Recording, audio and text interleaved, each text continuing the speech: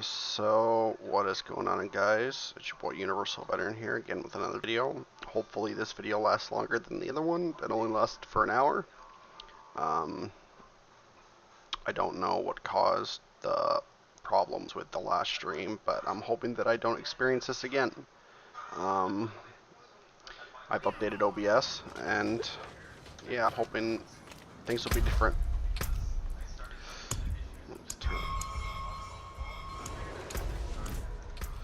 So, I've done a lot since I last saw you guys. I've pretty much completed the entire map, minus this area. Everything else is done. And I'm level 67 now. Now I just need to finish all the dungeons.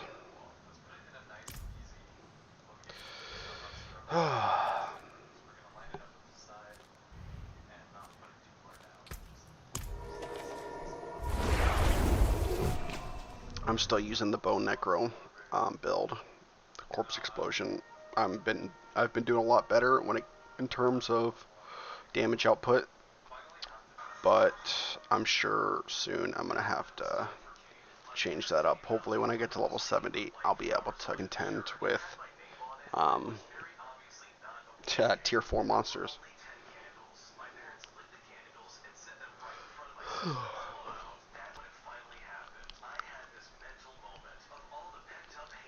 So I think at this stream I'm just going to finish all the dungeons in this map, get the 4 Paragon points, and then start working on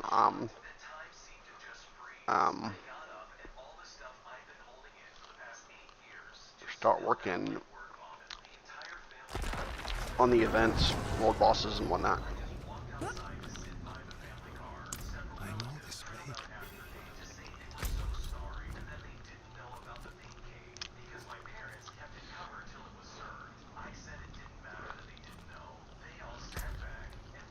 Alright.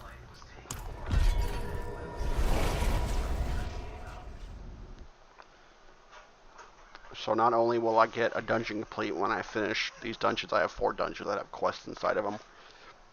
So thankfully, I will get on 8 chances for renown.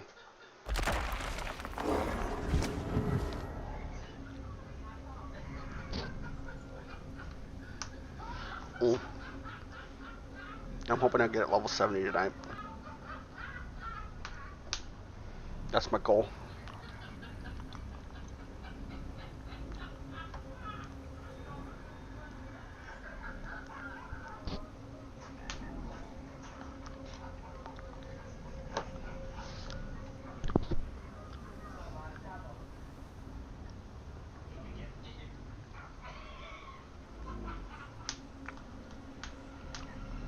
Alright, sorry.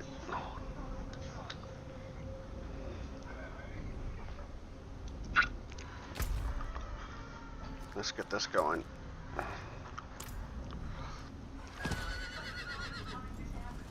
Not while I'm in town. I just hope the stream will last now that I've updated OBS. But God knows what's gonna happen.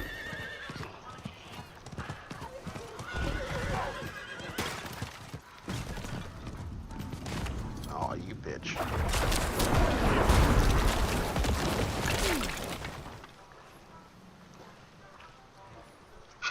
I think when Season 1 comes out, I will probably try a different build out.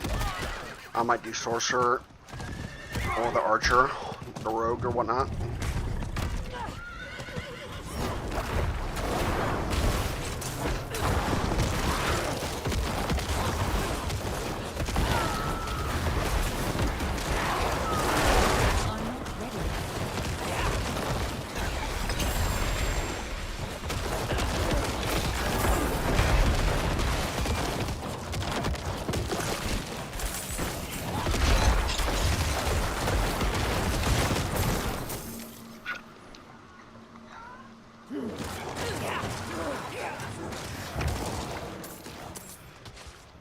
I really think I need to change my build around.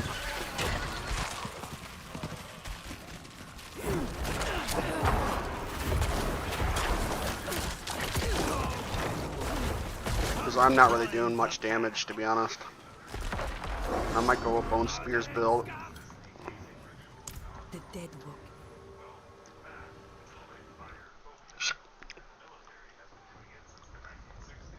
I might actually look up a Bone Necro build after I get the 4 Paragon points. I'll probably switch my build over and try something new. Summoner and Necromancer. Because I don't feel like I'm going to live well in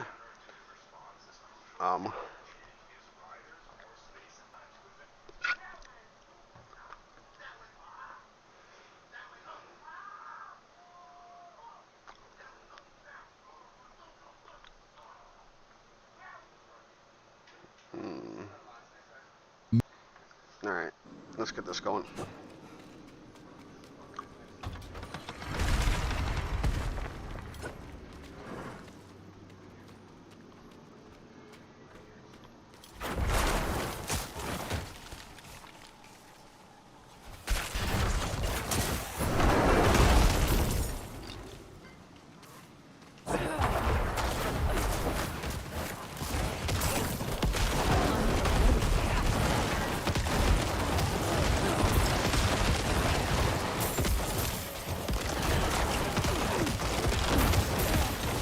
Might as well activate a...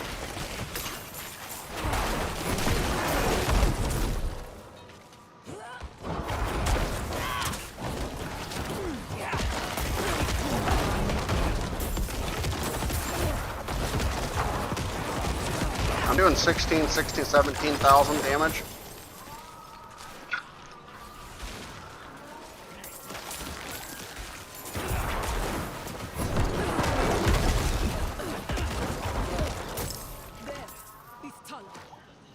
She turned to cover our retreat. We will remember.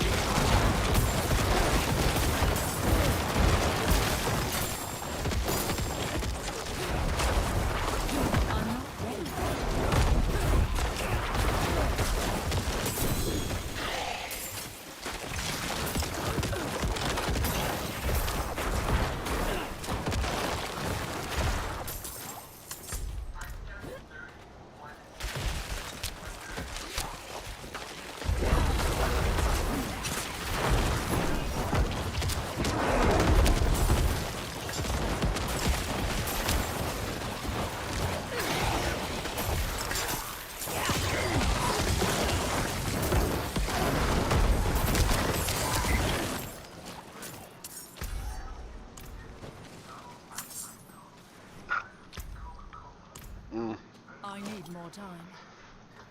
Everything's going good, I hope.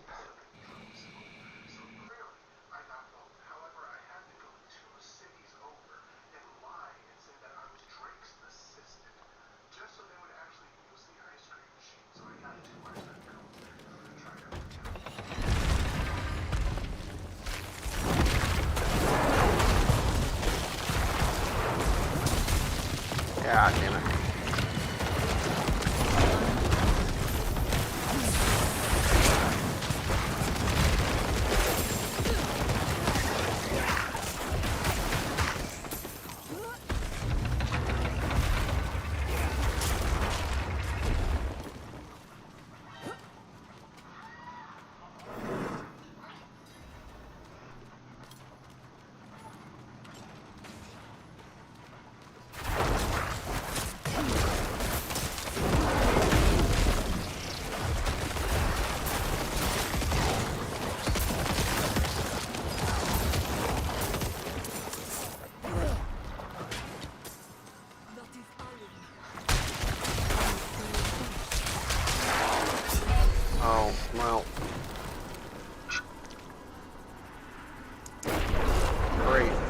I just died. I need more Not a good time. start to the fucking stream. What the fuck?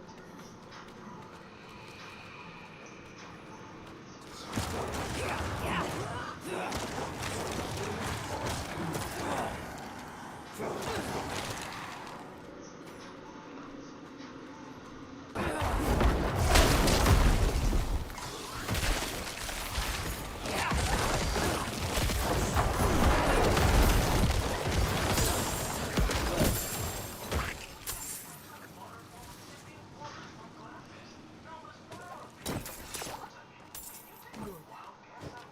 No doubt here. I will take the belongings. I'm not ready yet. Yeah, you go do that.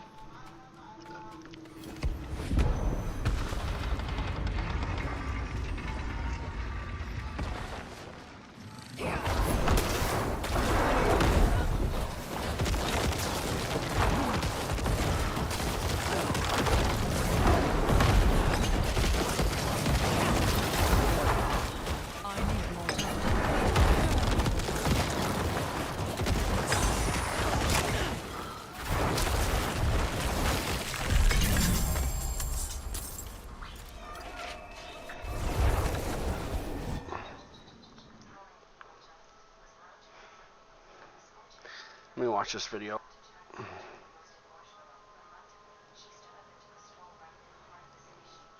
millions of damage with Summoner Necromancer, and the only thing you need is Bone Prison. That later. First, skills. I'm gonna start with Bone Splinters again, but we have the first change already, and that is Blind. But Blind is being used together with Supernatural Blind because it increases mine and my minions damage by 15.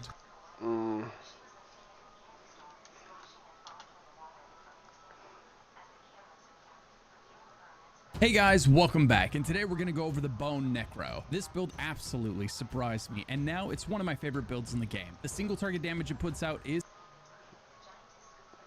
I'm going to show you how powerful this Bone Spear build is with 2 clips that show... I've been doing a ton of Uber Lilith carries on my absolutely very diligent with you guys, but again, for more information, definitely check out the website if you want to be able to easily reference all of these skills, the Paragon board, the priority list for gear, all of the different legendary aspect options, etc. But let's get into it. So first off, we're going to talk about these skills here. Surprisingly, you actually can swap around your skills a pretty good bit. There isn't really much that is mandatory with this build. Sorry if I'm going to go over a lot of things. I want you guys to have all the options, but honestly, it's preference. Usually I don't say it's preference because a lot of things are somewhat mandatory in... Oh shit.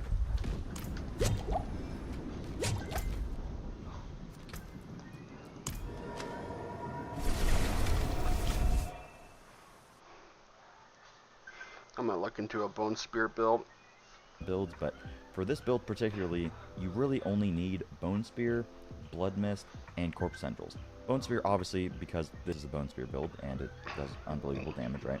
And then Corpse Centrals, but we also deal 90% increased crit damage to enemies damaged by the Corpse Centrals. Talk more about this later. Corpse Centrals is also fantastic because it is our only source of getting blood orbs on a non-blood build, at least as far as I'm aware, and it just works perfectly for the build. So this is actually going to allow us to get Fortify by just slapping in one glyph, so enemies that are like constantly poisoning you.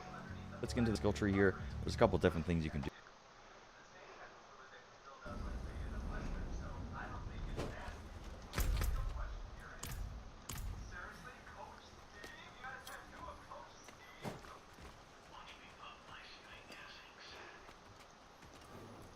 I'm healing well.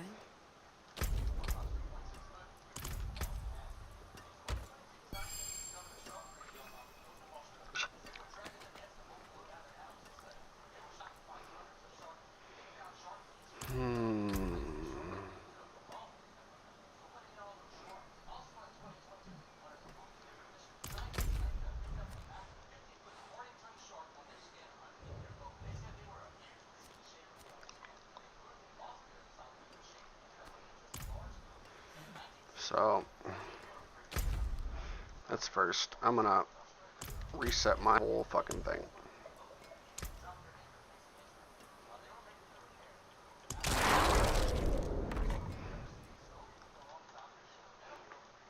Do in here. So one.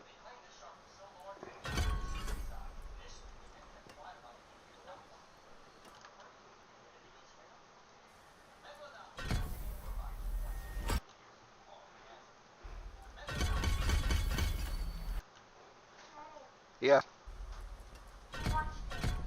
I see. Take your headphone off.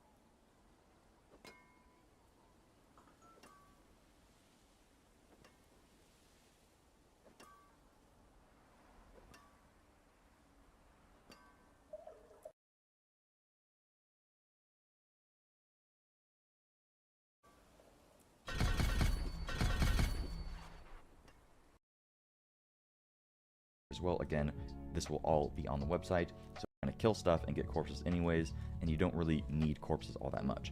Then we're going to max out Bone Splinter, or Bone Spear. You want to take Paranormal. You do not need the Vulnerable, because I'm pretty sure Bone Splinters is bugged. Don't quote me on this, but I'm pretty sure that the legendary aspect is not supposed to make the first enemy hit vulnerable, but it does. It makes them instantaneously vulnerable, where it's supposed to only make the... So 1-1.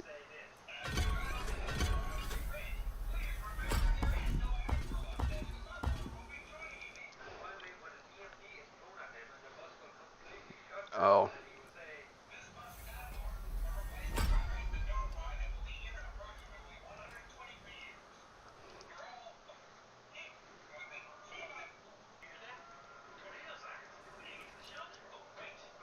One, two, three.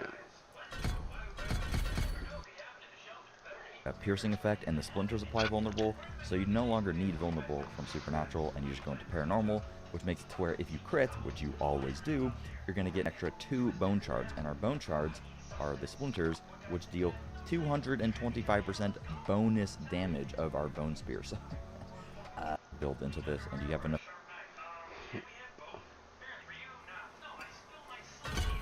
So 1, 2. 1, 2, 3, 1, 2, 3. Fortify as it is, and you don't really want to spend the skill points there. And then we go 1 into Corpse Explosion. Again, Corpse Explosion is optional here, and then you go into Grim Harvest, and then just 3 into Fueled by Death. I'm literally just doing this for the 9% additional damage here. If you really don't like managing corpses and having to press a Corpse Explosion every like 6 seconds, just take it off, and you can just go into like Bone Prison, or you could grab another curse, or you could literally just reallocate the points anywhere you want. Corpse Explosion is nice when you're really early on into the build, to just give you guaranteed essence, so you could put more points into Grim Harvest and just take it out of Death's Embrace, and then you can have 6 essence per corpse you spawn, or per corpse you actually explode with Corpse Explosion. Really helpful early on into the build, but I'll teach you guys how to have infinite essence pretty soon, so you really shouldn't need it, which is why I don't have the points in there anymore.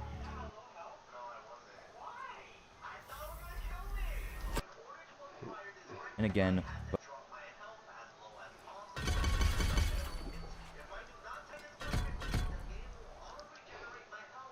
Bone Prison is okay for Fortify, but it's base life, so it's only really good early on. The second that you're like level a bunch of survivability, because we actually, when you pair it with Corpse Tendrils we put a few points into. I put 4 because you want the cooldown to be around 7 seconds or so, because our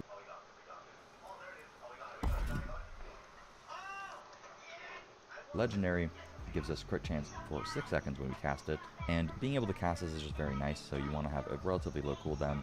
And then we go to the slow, obviously, and then the Blood Orb. The Blood Orb paired with one of our glyphs, I'll talk about the paired one later, but paired with just this glyph, we're able to get pretty much permanent Fortify 10%, literally for free. So that is fantastic for us, and you don't have to really lose any damage to spec into that.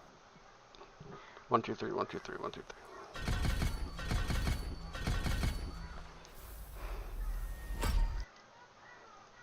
I'm a big fan.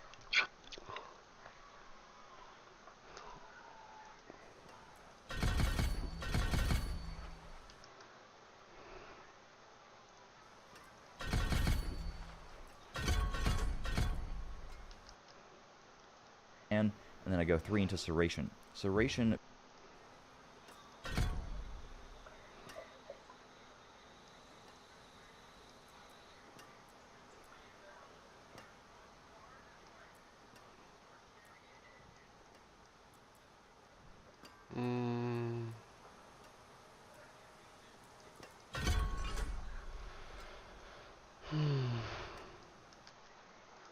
paired with Ossified Essence is 224, but then you actually have 100 Essence, and any Essence that we have above 50. When it comes into our So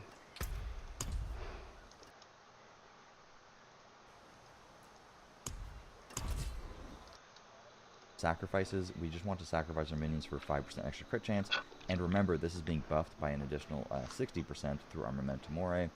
Then we also get additional Essence, which is buffed by 60% again, and then Golem for the, which is buffed by 60%.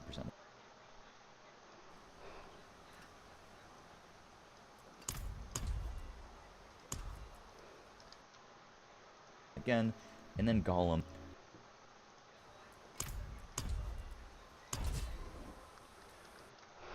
For the 30% increased crit damage, and again, we crit pretty much all the time, so that is a... Now let's get into the legendaries, and then I'll get into the Paragon board. Again, remember, everything will be over on the website, a list of all the legendaries, where you want to put them, and all the priority lists on the gear. So you want to be using a two-handed with this weapon, because you... So...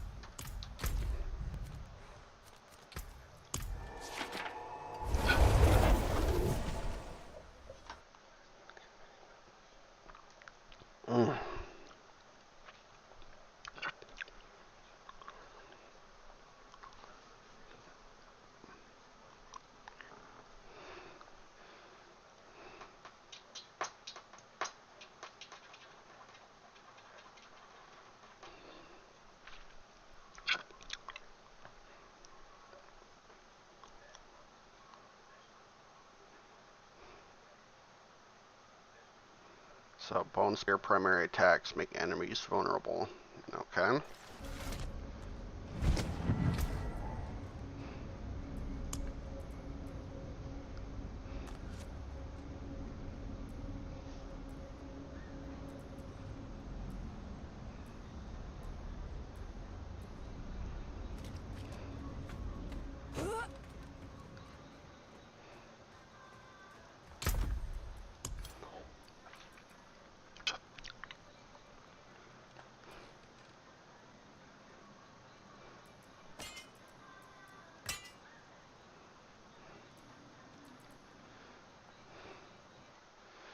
Bone Spear's primary. Let's look for that. Let's see if I have anything.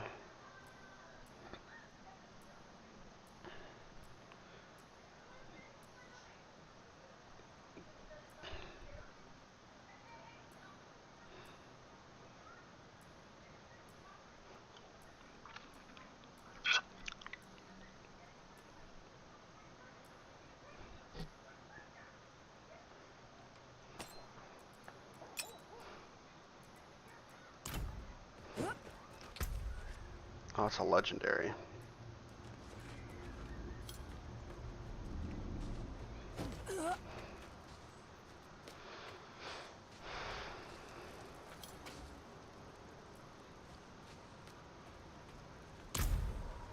No witchcraft here, only honest magics.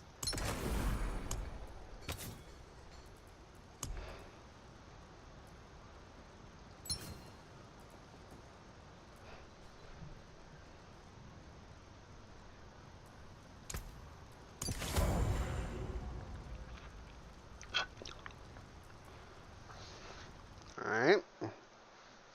You want to I put still the need a better splintering one, aspect but... on your two-hander, which is going to make your bone... Okay? You definitely want a two-hander. Talk more about that later. And then on the amulet, you have two options. Personally, I think that This amulet is so hard.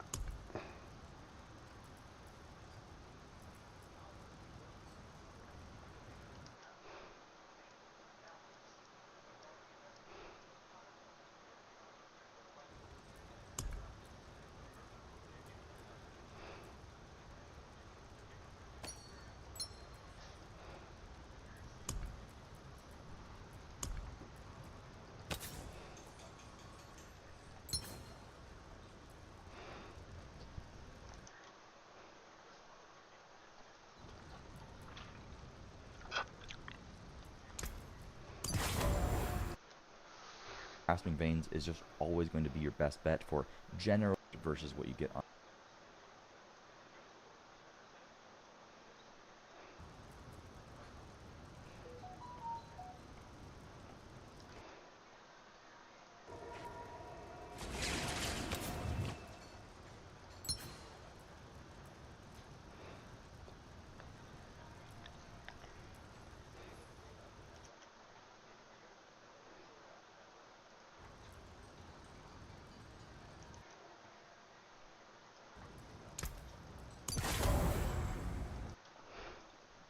On a normal piece, which technically, but this is up.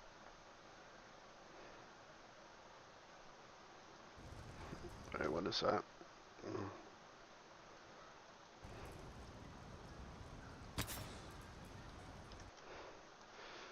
Skills do up to 20%.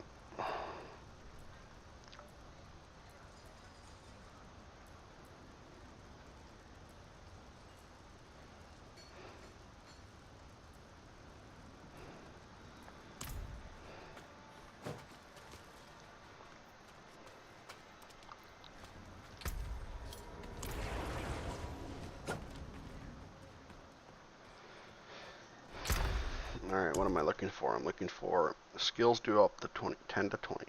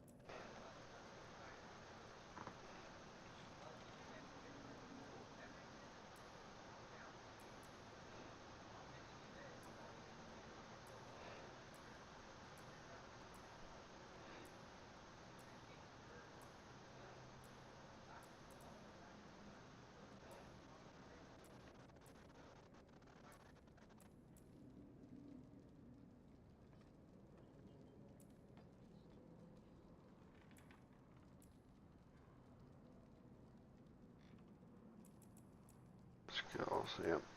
Alright.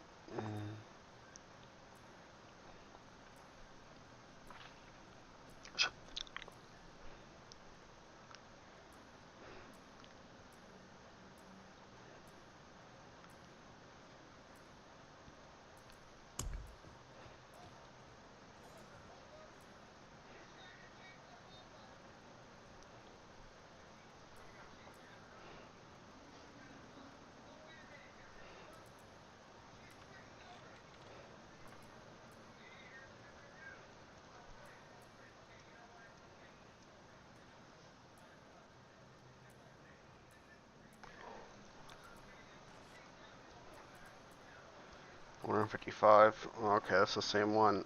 I'm just gonna have to use that, I guess.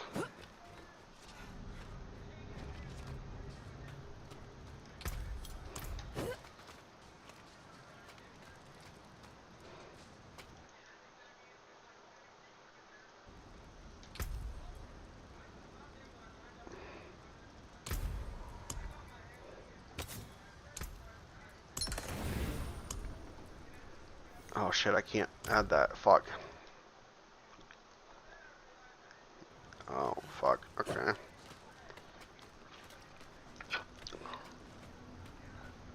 Let's see if I have another ring.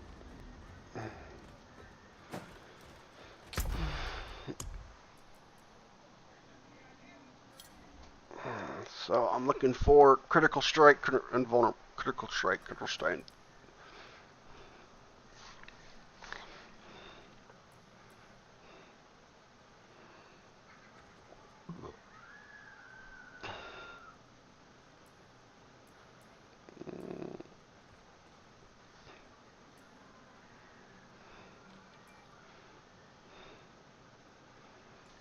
Wait. Maximum essence. So wait, critical strike damage, critical strike chance. Alright. Let's see.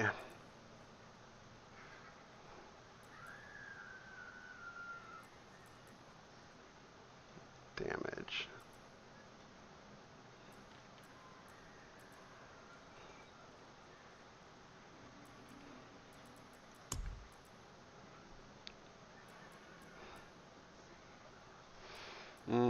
I'm gonna have to pick one of these.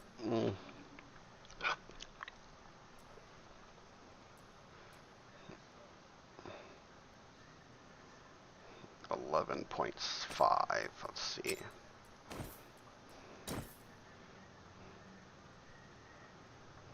What is that?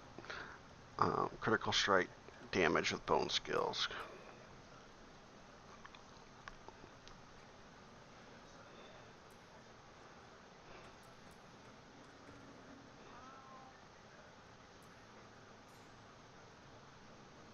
11%.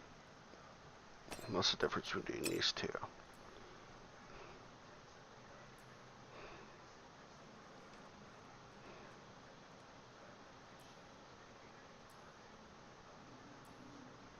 $21.9, $21.6, $14.5, $15.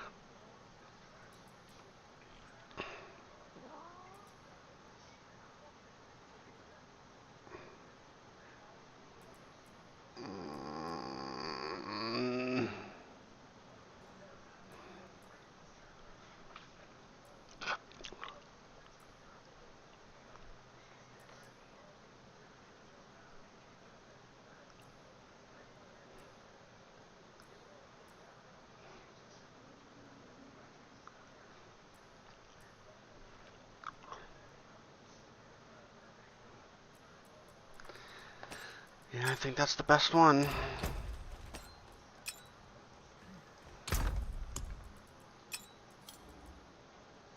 Wait.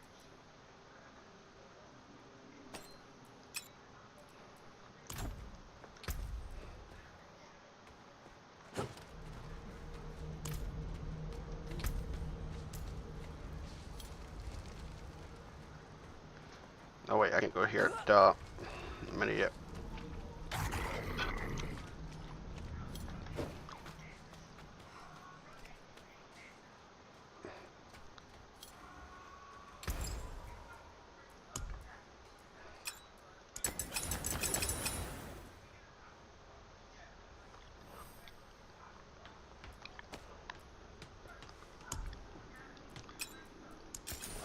May the light keep you.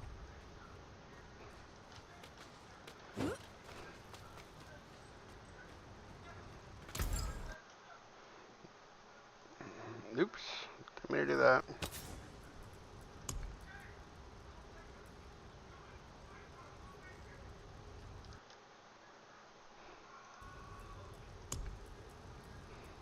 Oh wait, I put away that. What the fuck am I doing? I'm an idiot.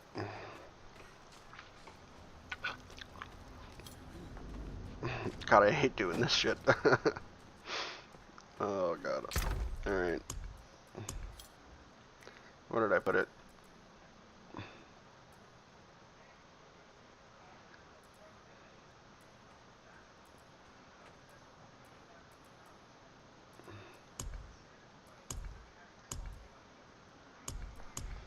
Oh my god, where did I put it?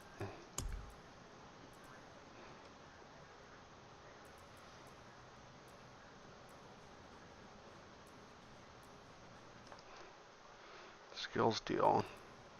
Oh, it's right there.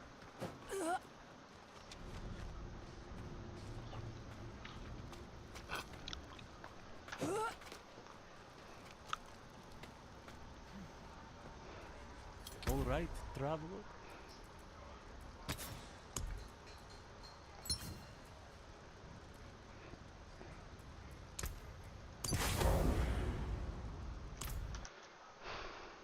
Up a pretty good amount of time. You don't really have some great options here.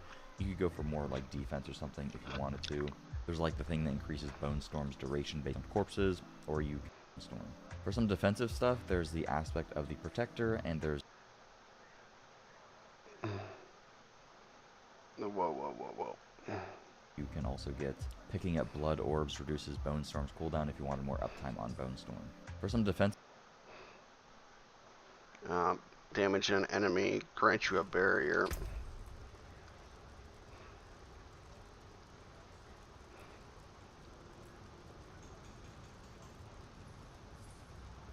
Shit, I already have that. defensive stuff, there's the aspect of the Protector, and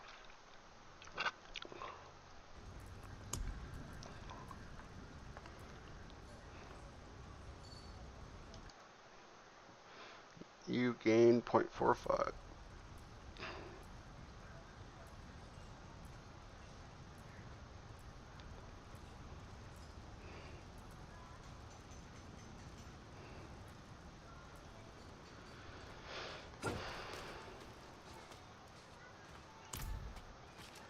I'm not ready yet.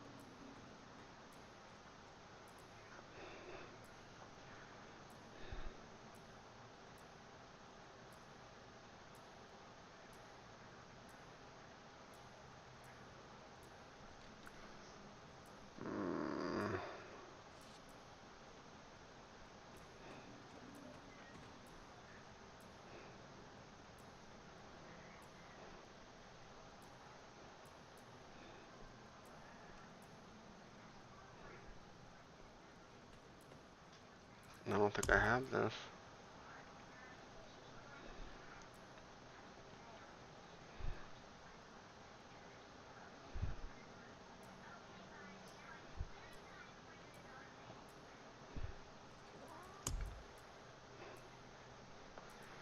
Oh, I don't think I And do. there's Disobedience. These are pretty much your best bets. There's another one that gives you Barrier when you use your Bone Storm. I'd say it's relatively similar in power to Protector if you prefer that one. However, it's just going to be low uptime because you are not always Bone Storming, right? But it is nice because Bone Storm is kind of your oh crap button. You could decide to run both, but I'm using Deathless Visage, which is not mandatory at all. Bone Spear leaves behind echoes. Do I even bone?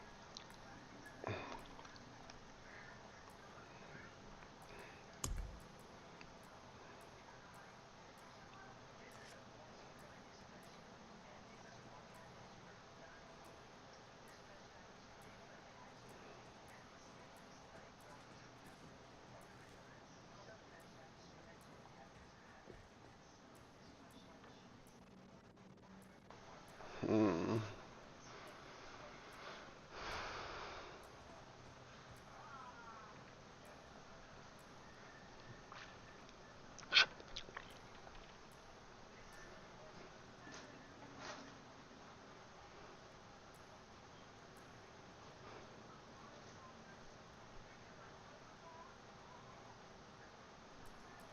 Wait.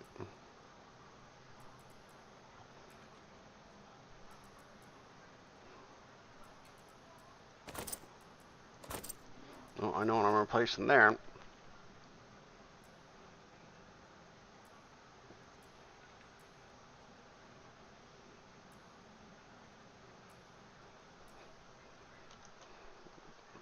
Bone Spear, Bone Spear.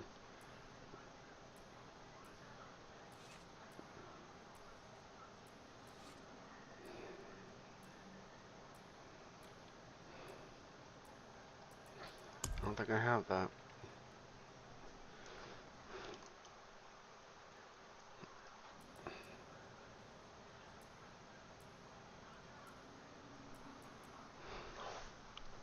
Oh, I already do have that. What the fuck am I doing?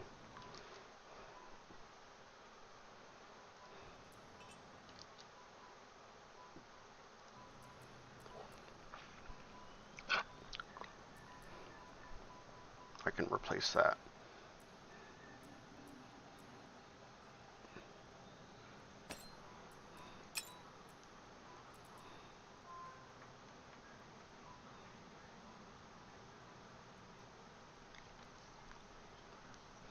Alright.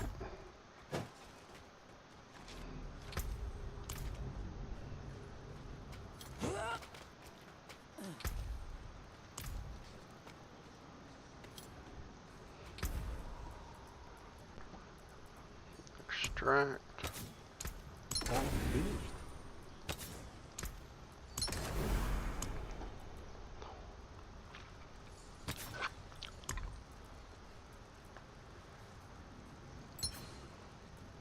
So barrier 25 to 2500.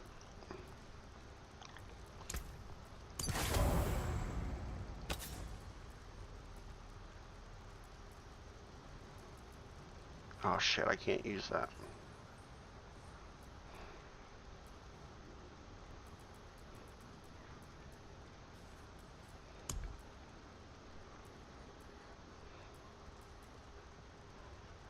Father bless. Alright.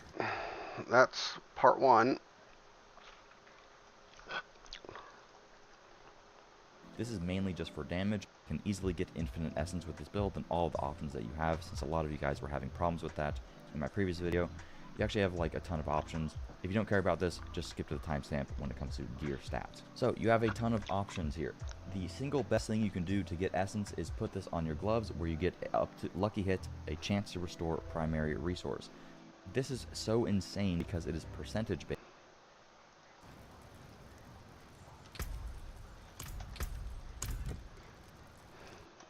So he has.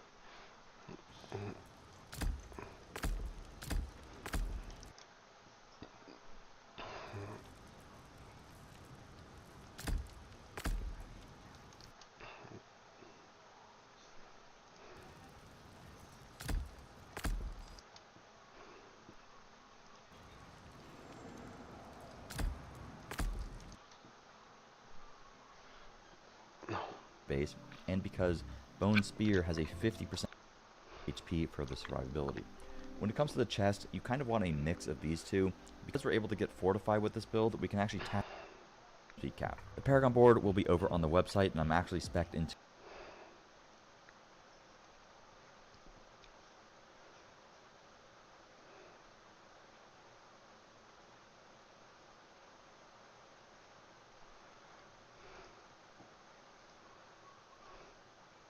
my Lilith version. Alright, time for the shit's gonna cost a lot.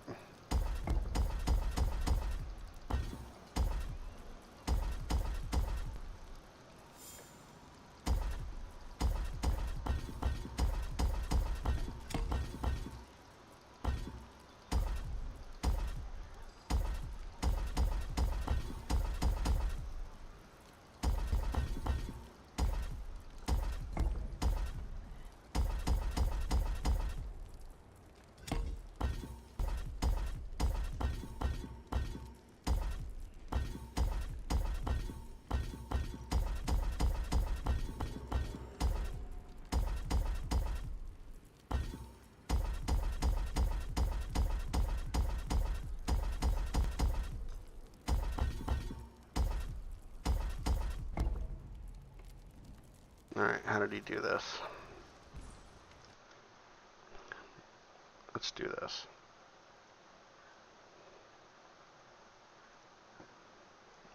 So he went.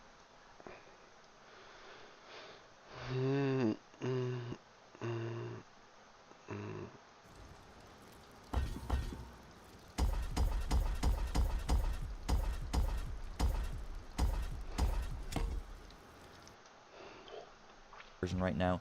This board is pretty much the Rob board, but I actually made some changes, so shout out Rob. Pretty much used his pathing, but I changed some of the glyphs and a little bit of the point allocation. So in the first glyph, Blood Drinker.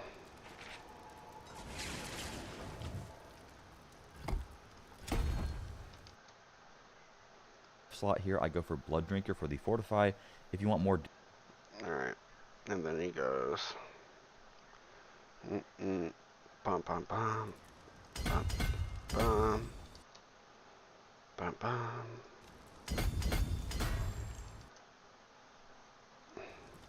Bum. Da da da da da da da da da da da da da da.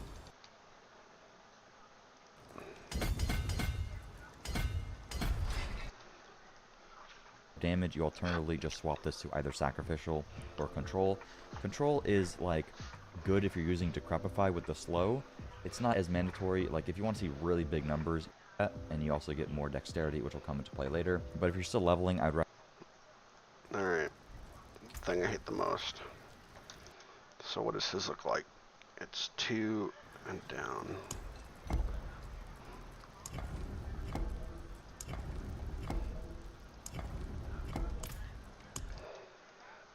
recommend just slapping in like Essence or Exploit first, because those are a lot of extra damage for you. Your first board, you want to go into Bone Graft. This is Bone Graft.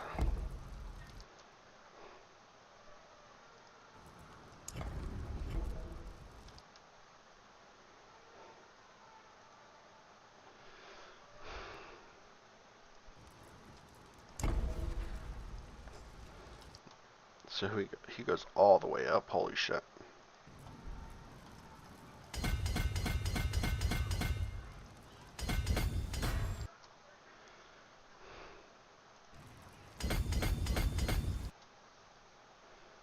And then he goes all the way over.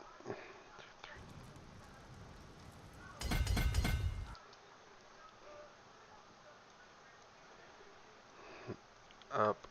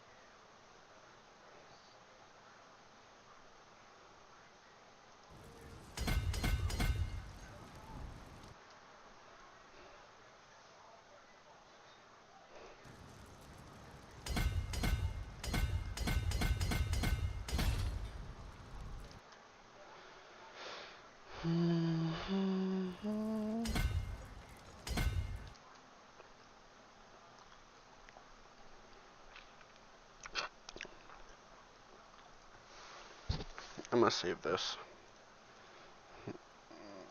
Save this for future build. Leveling, I'd recommend just slapping in like Essence or Exploit first, because those are a lot of extra damage. Holy shit. So he goes. That.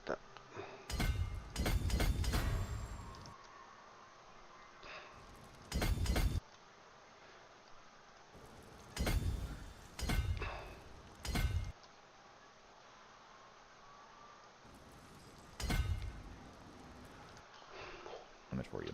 Your first board, you want to go into Bone Graft. This is the most important because it gives you a bunch of extra Essence, and then you can also get a lot of crit damage there and a crazy amount of Essence on kill and max Essence, which is crazy for us. And then you can also get some crit damage and even some max HP, which I'm a big fan of. And then you go into Exploit. Exploit. Do I even have that?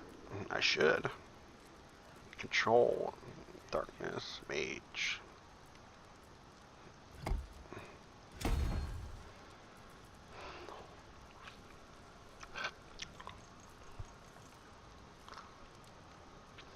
Holy shit. Alright. Let's try this out.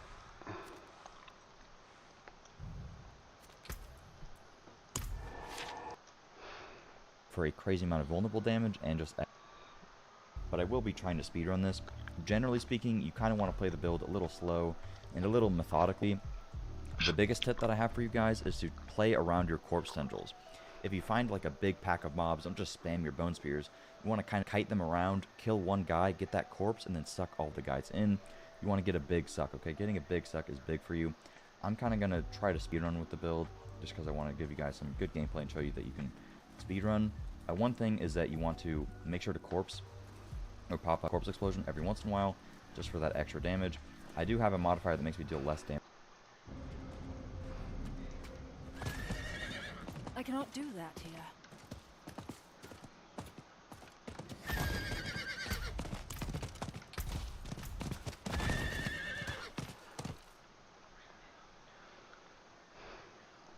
Lag.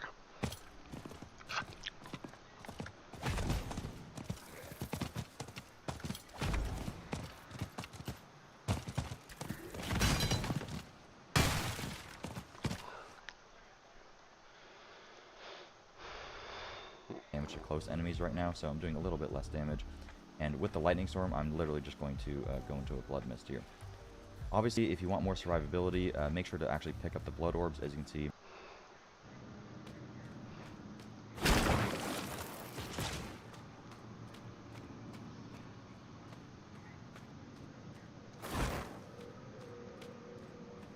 Ah, the state of this place. I would have thought the old wards would have triggered. Holy shit! Finally. Place me on that register. Somewhere in these rooms should be a conduit that will restore me. Without it, I'll be trapped in this state for another eternity.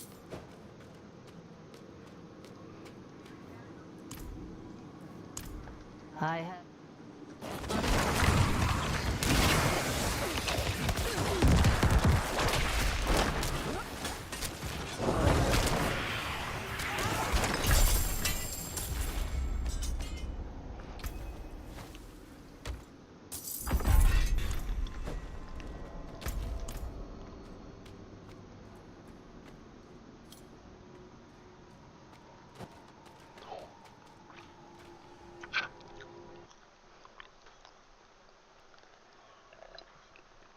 Dude, I just fucking needed that guy.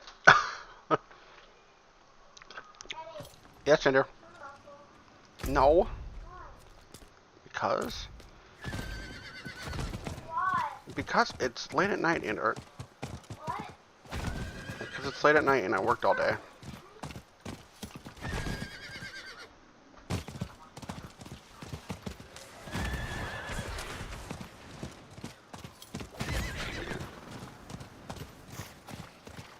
I need time to reload.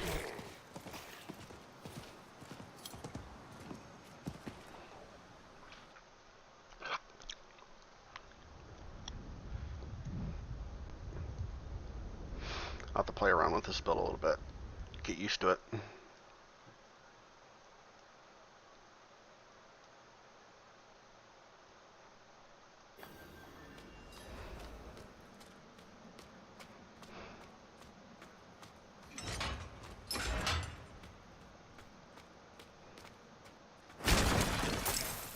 Holy shit, talk about some damage.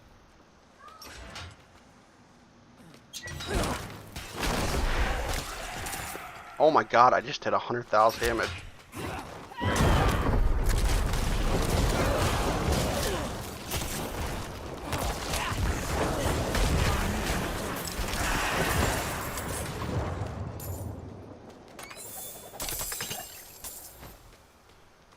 But the cooldown is... Ugh.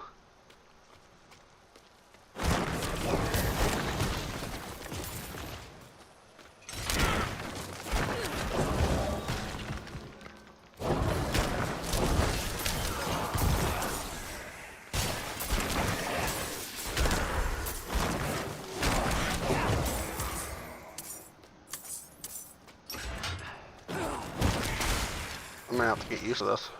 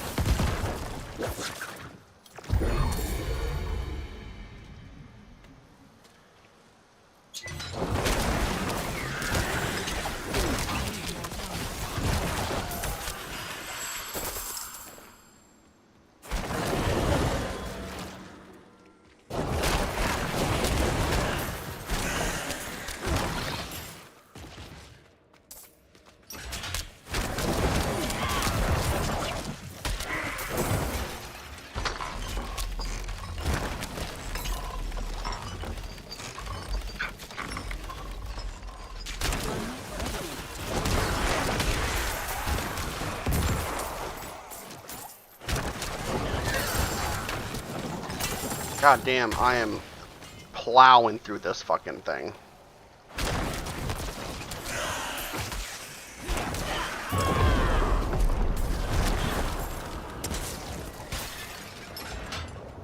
I'm not ready yet.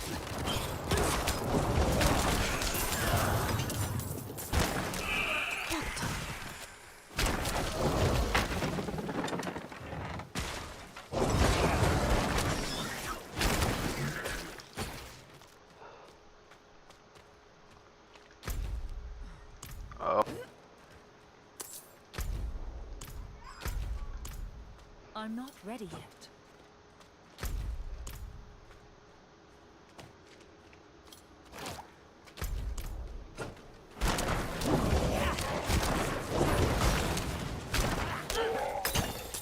Here's what you're after. I even drew you a picture, so if you come back with the wrong thing, you're losing another finger.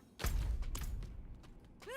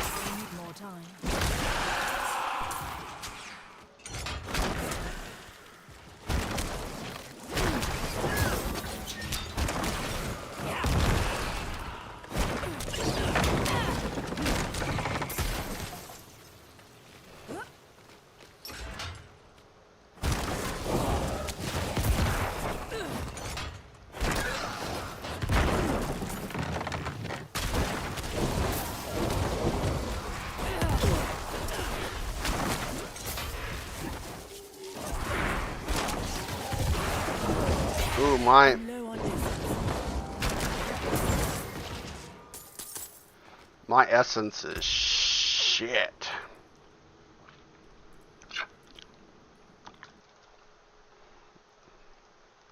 I get a pretty decent amount of fortify there. That was actually bad. I didn't get and didn't hit too many mobs with it, but generally, if there's a lot of mobs nearby, you can get pretty good uptime on fortify. I'm not really speedrunning anymore because I just wanted to show off some things. So this won't be the world's fastest.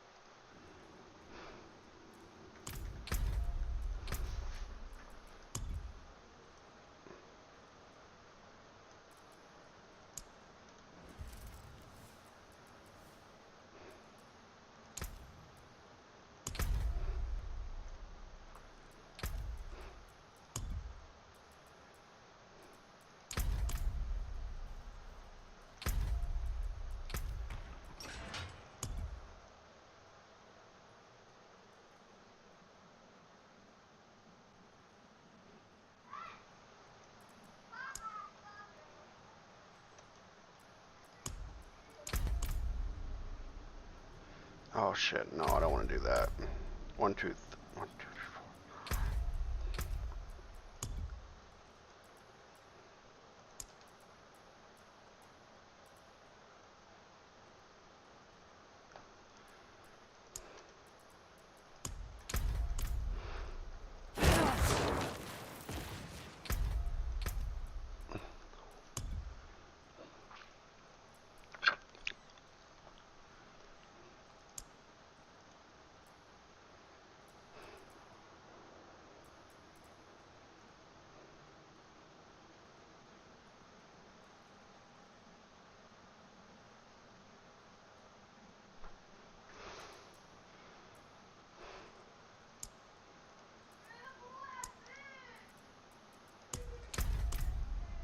There we go.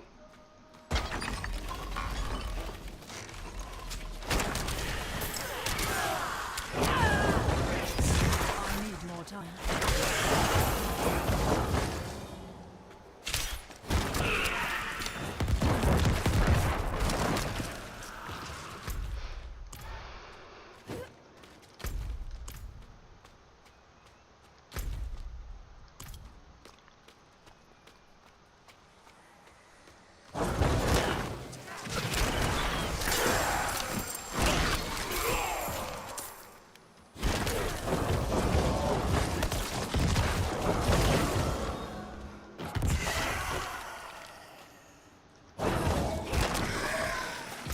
What the fuck is what is up with these skills?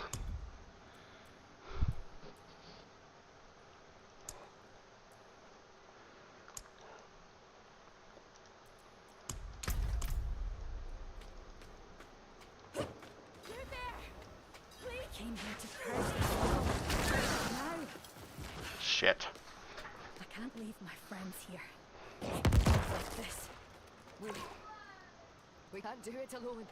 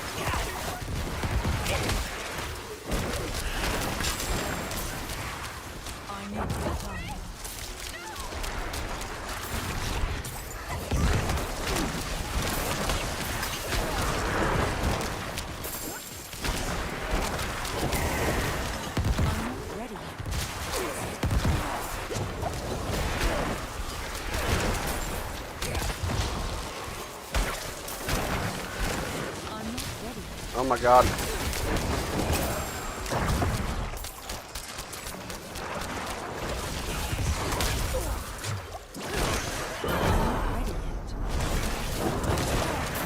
I'm low on essence.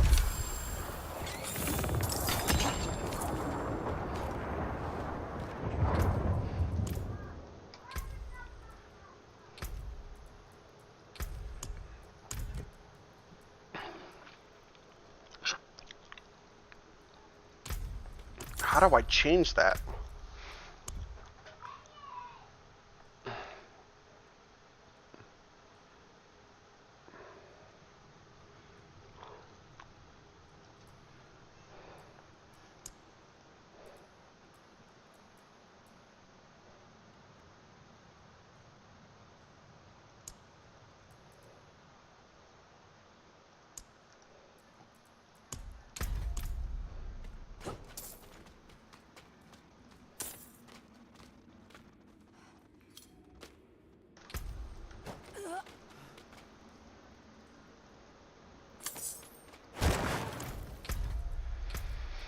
What the fuck?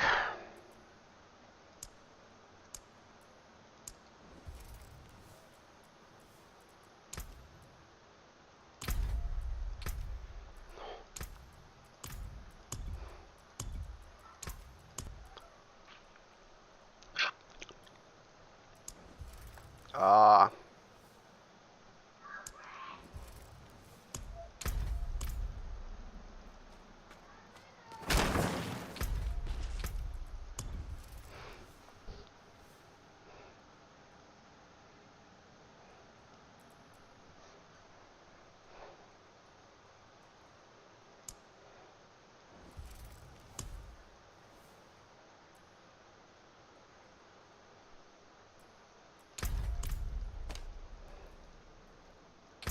Oh my god.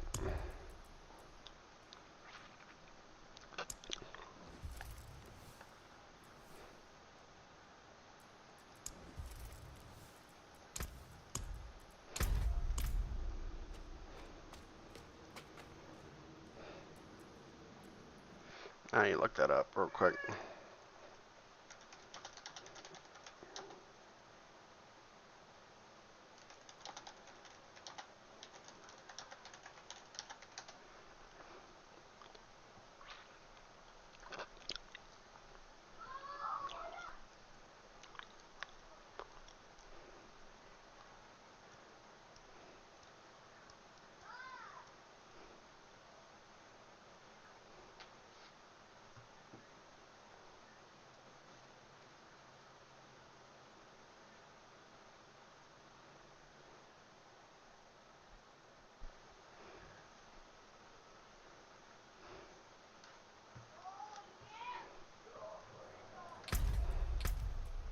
Controls.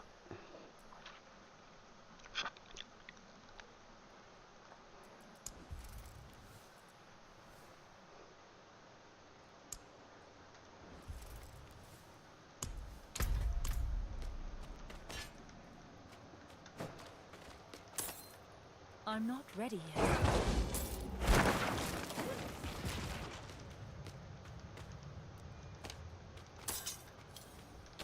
Alright, I think I got it now.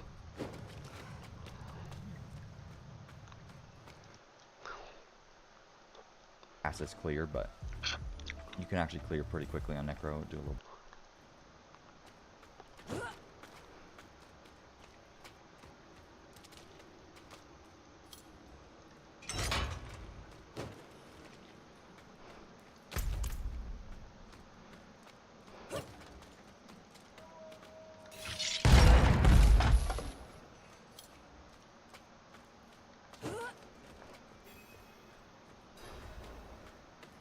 I'm not ready yet.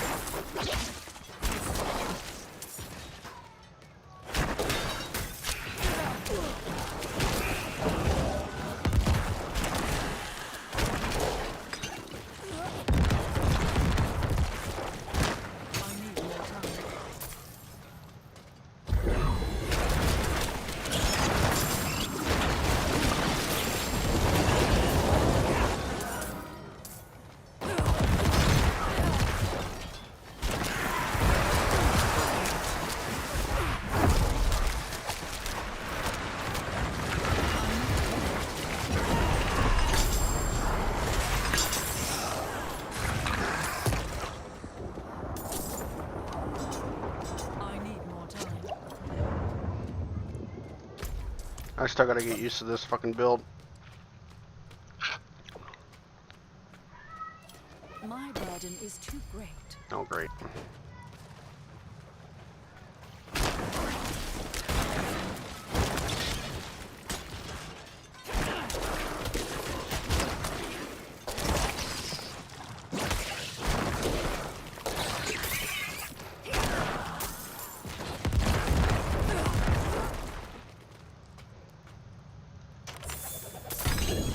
Ooh.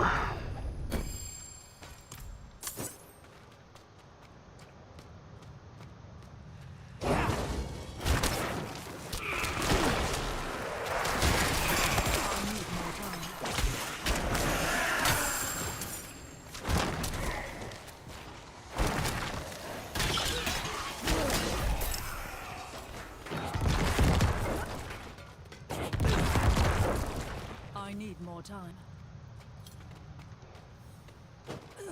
Let's see how a boss goes. Oh! Oh my god, what the fuck was that? Bro, I just fucking yeeted him.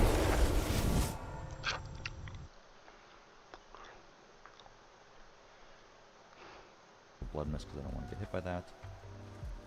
But the build is pretty chill. I mean, if you play around it particularly, it's like incredibly powerful. But as you can see, I'm just running around.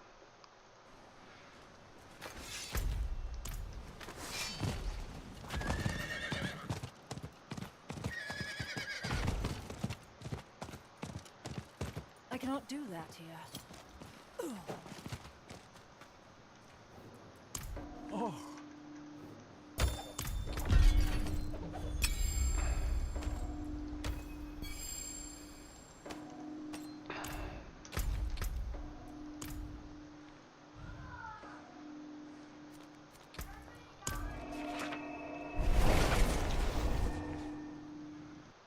I might try tier 4 and see what happens.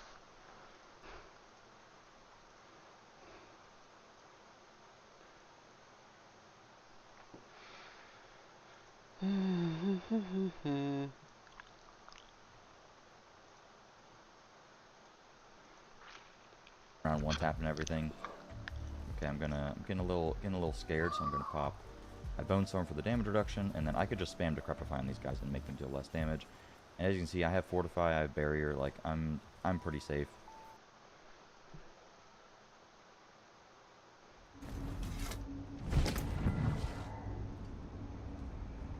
Oh, I need to change that.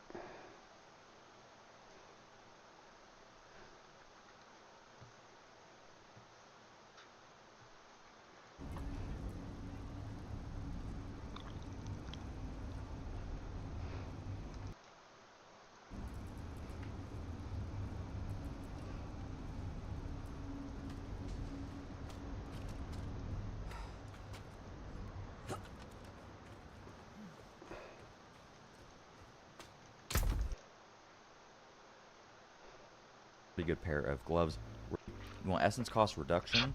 That's pretty much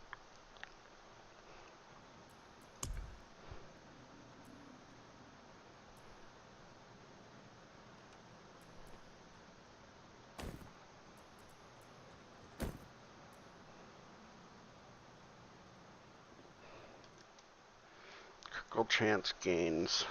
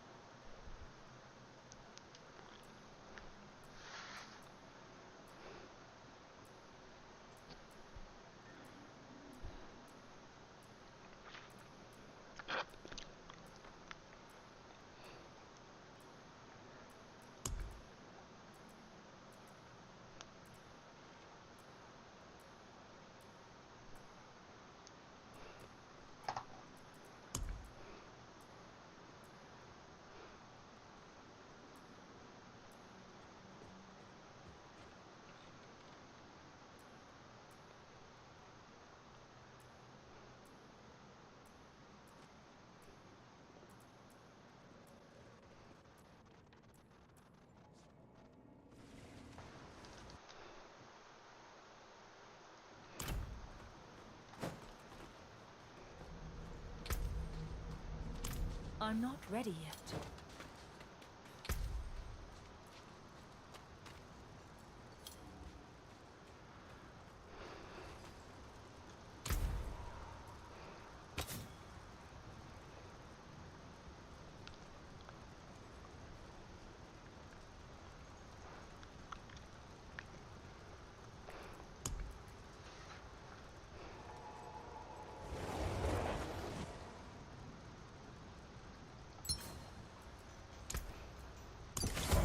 Father bless.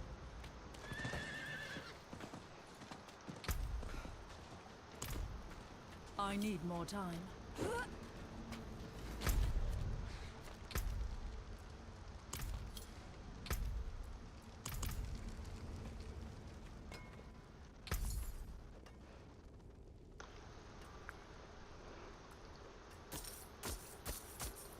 Fair trade.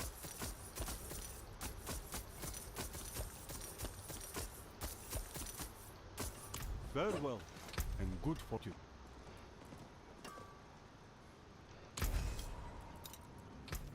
In the back nicely.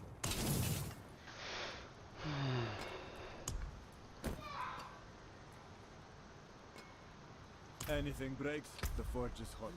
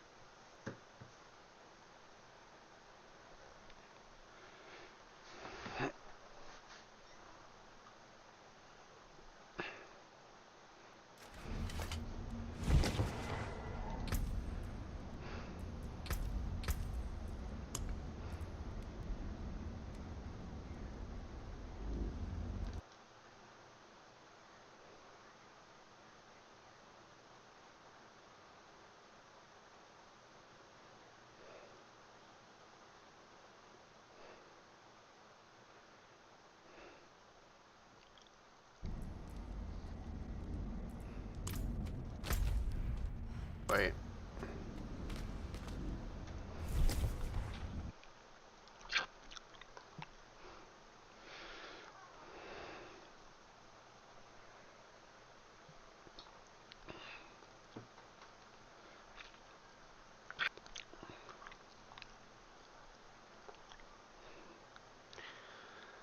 Okay.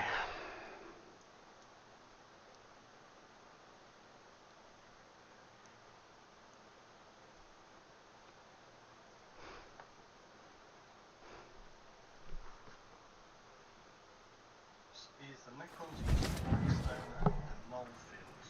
It's unknown exactly how that spec is created, natural, artificial, or who specifically knows how to use it. Its origins seem to be in a more ancient period of the galaxy. It may well have been developed by the Old World, but it is the Necrons. Let's try and see how well I can do at Torment.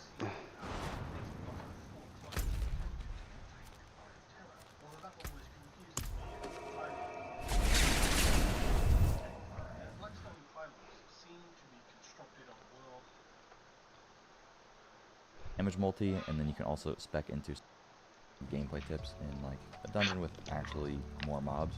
So generally, I walk up, I see a couple guys, I just one tap them, and then I just walk away. You don't want to just sit here spamming the bone spear, right? But once you have a good amount of guys, you kind of want to go towards like the edge of the pack, find one guy to corpse central, and then suck all the dudes in. I have a modifier. I get it.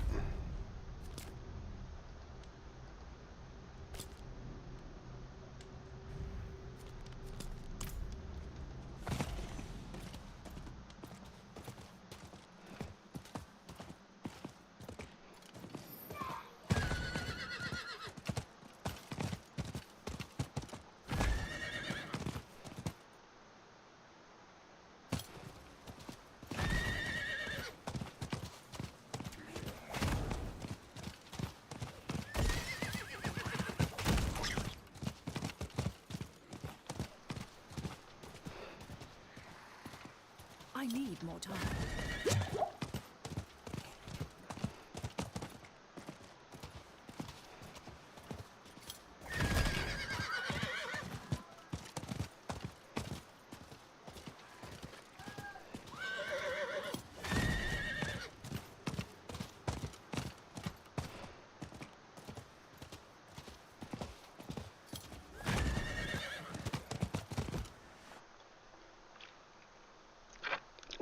Do I deal less damage? Oh my god. No, that was just a DR mob. So I kind of just walk around, throw some bone spears out, and once you have like a good amount of mobs, especially with a suppressor mob, you want to just find one corpse that you can get, and then corpse central everything together, and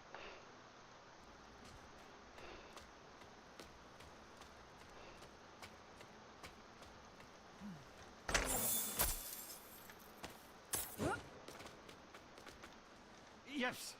Give it here! Now, to grind the petals. Ah! Oh, what? What is... Ah! No! Help me!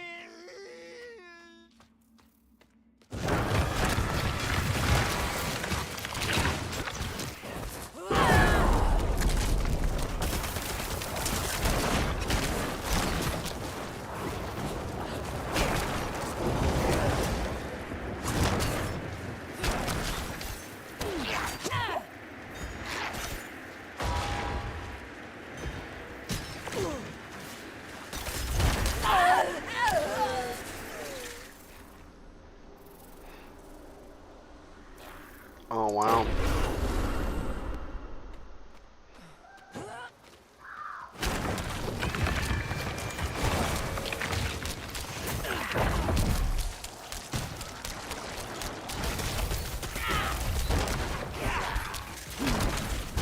I need more time. Wow, okay. Well, fuck me. Alright.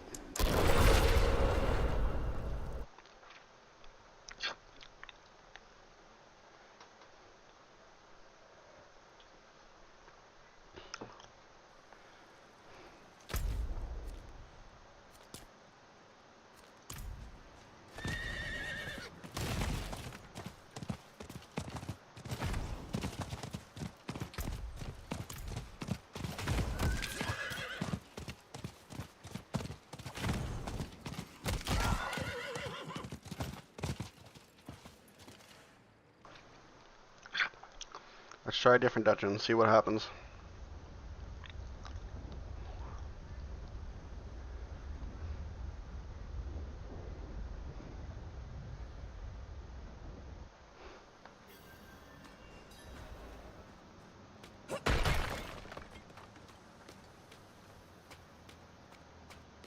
I need more time.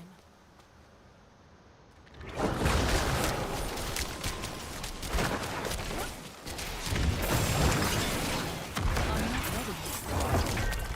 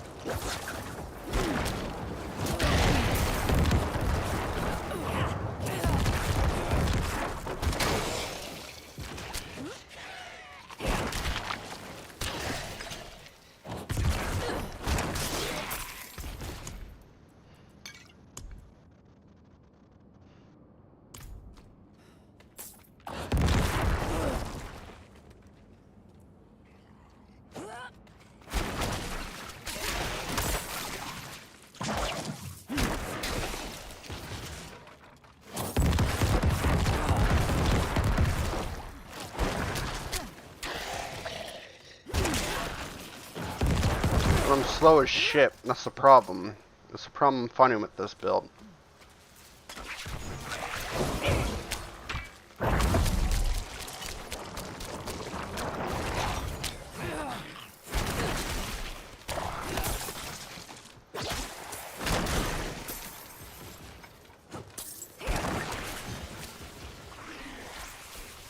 I need more time.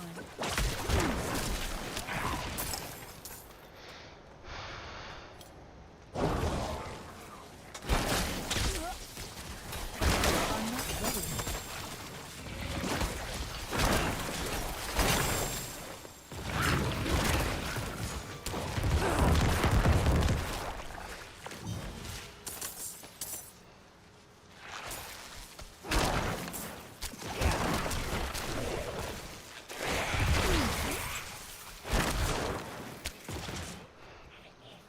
Unlike the guy in the video, I'm fucking slow as shit, man.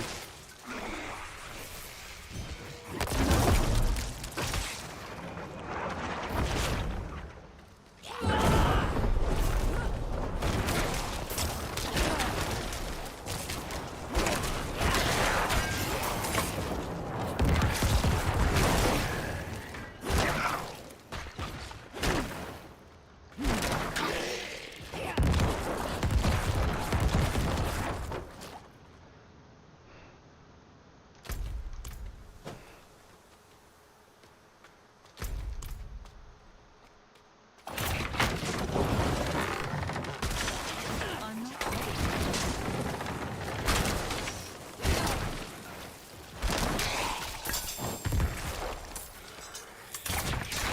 I'm not ready.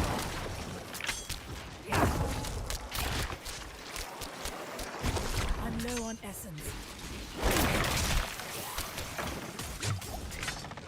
See, I'm slow as a motherfucker right now.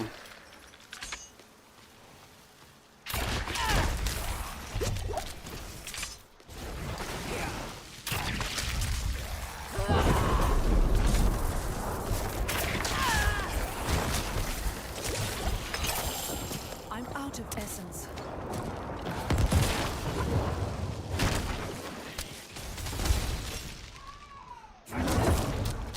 See, that's the problem. This build's nice, but I'm fucking slow as shit. I'm low on essence.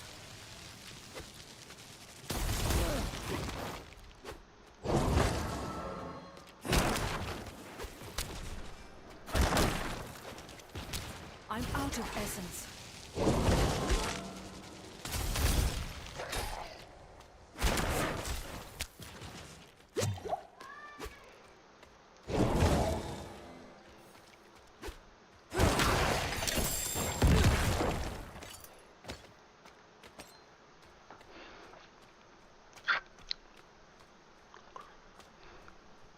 I'm too slow. I'm too fucking slow.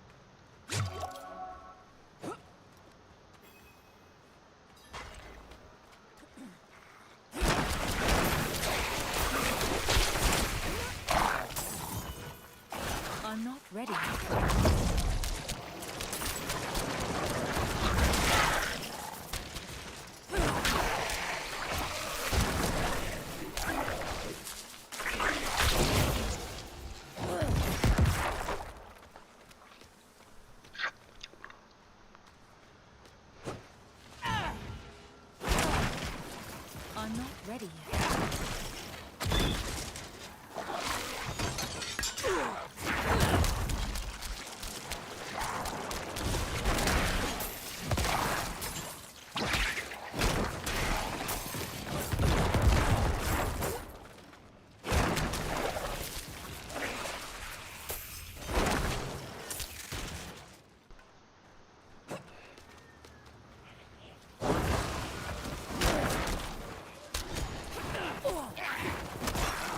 I'm not ready.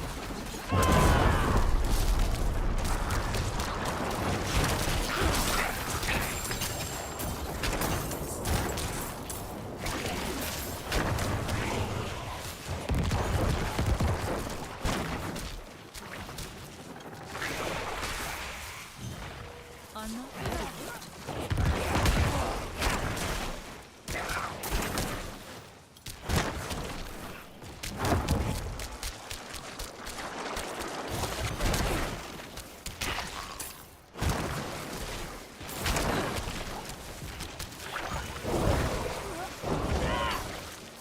I'm not ready yet.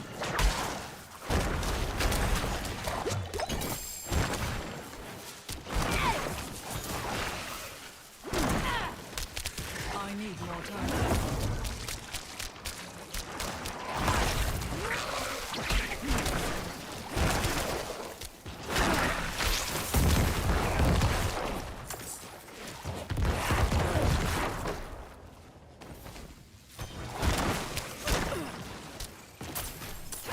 I lack the required essence. I need more time.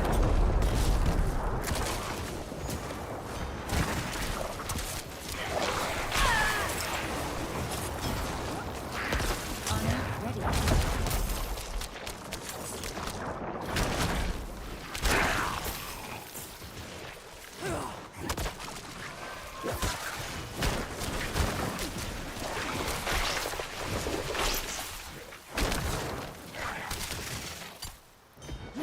I need more time.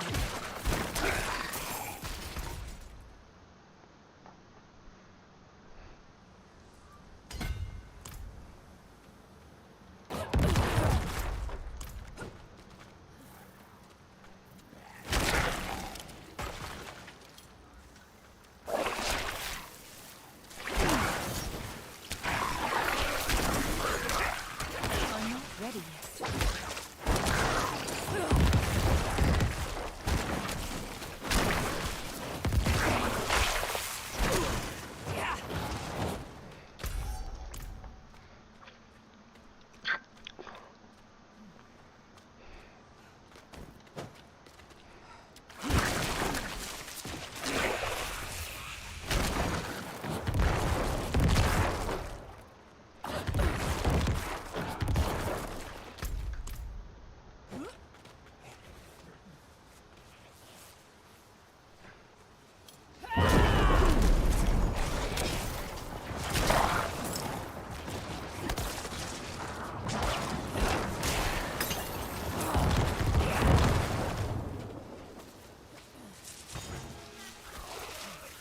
I'm not ready.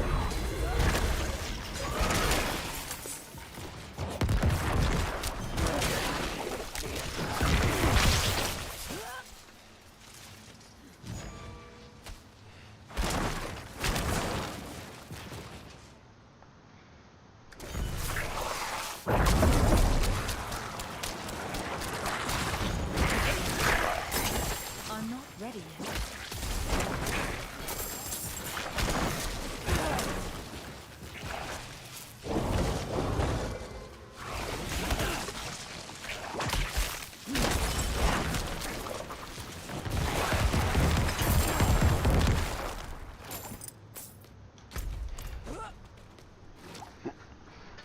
I mean, at least I'm getting more XP, I guess. I'm just going slow as shit.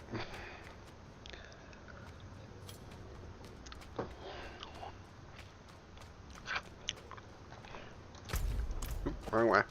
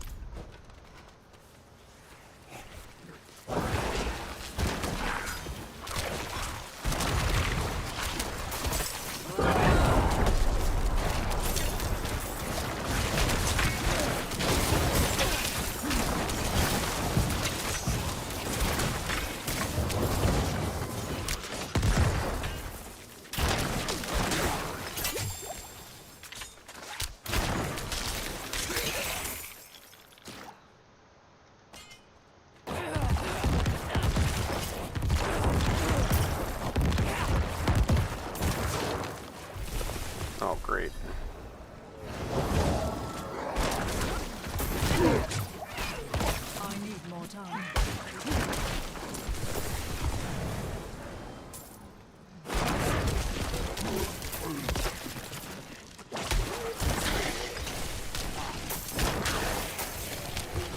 I'm not ready yet.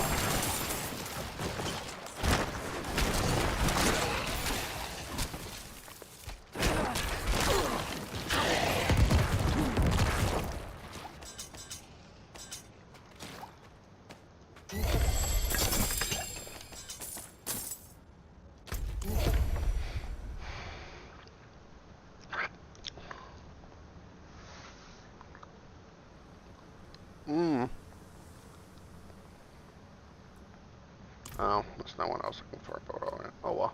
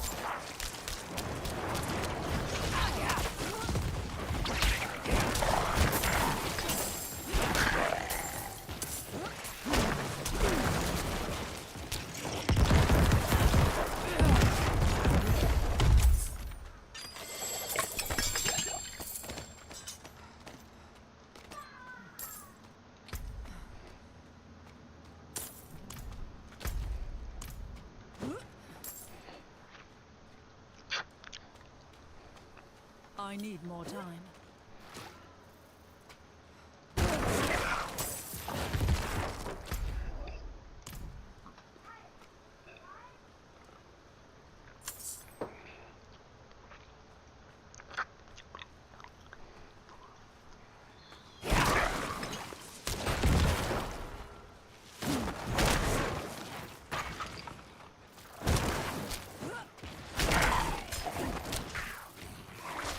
I'm not ready yet.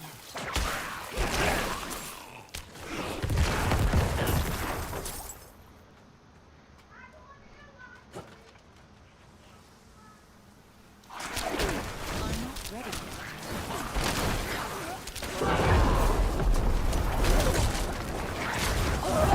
Oh my god.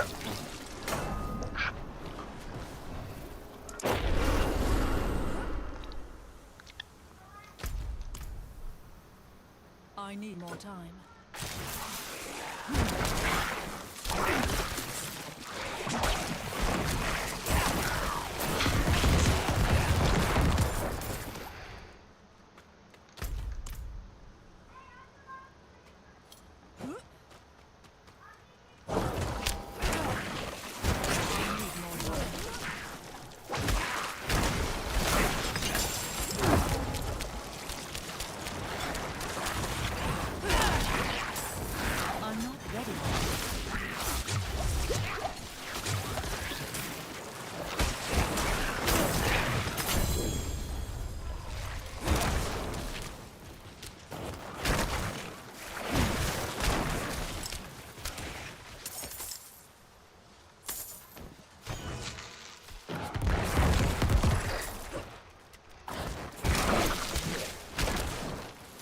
I lack the required essence.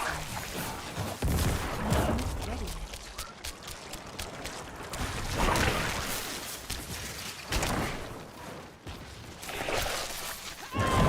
Oh my god, just fucking die, dude.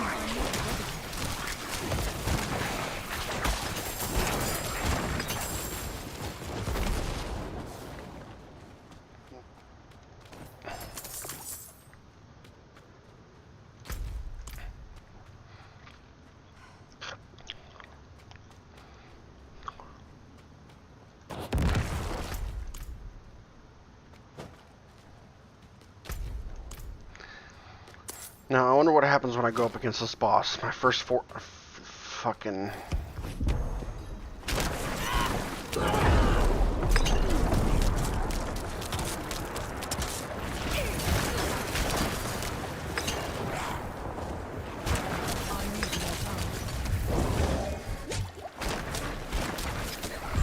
Oh, easy peasy.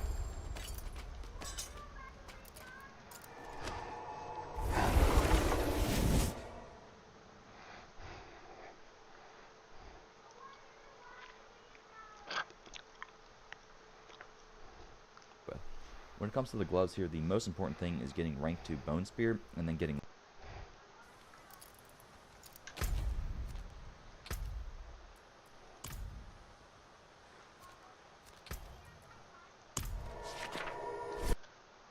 lucky hit chance.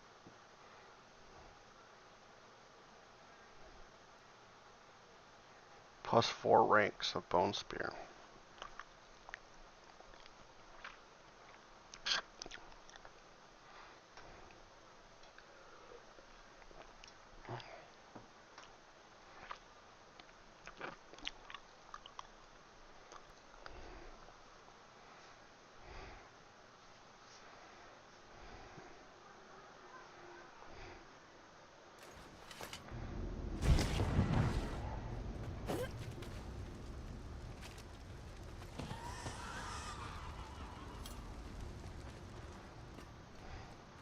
Need something forged?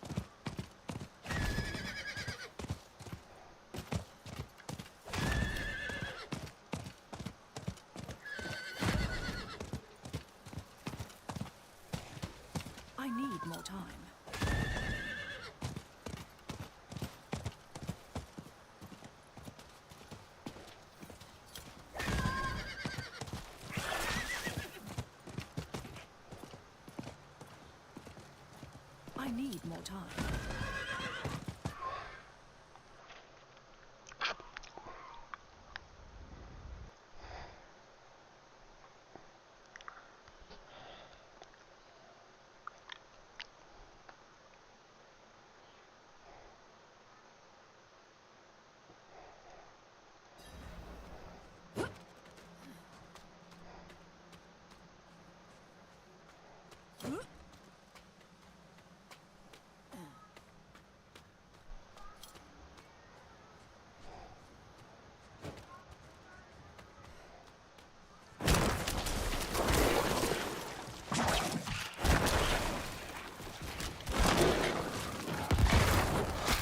I need more time.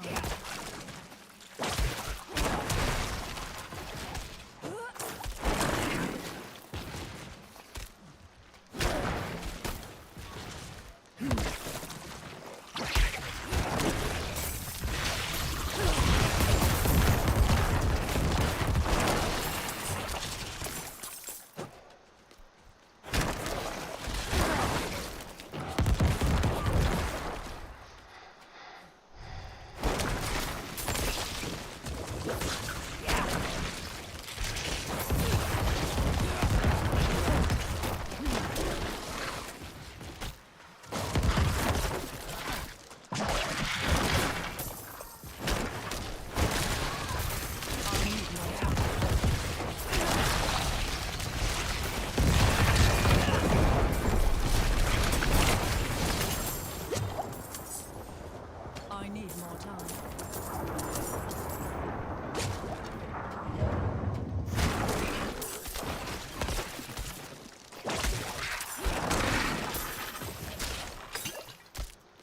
I'm not ready yet.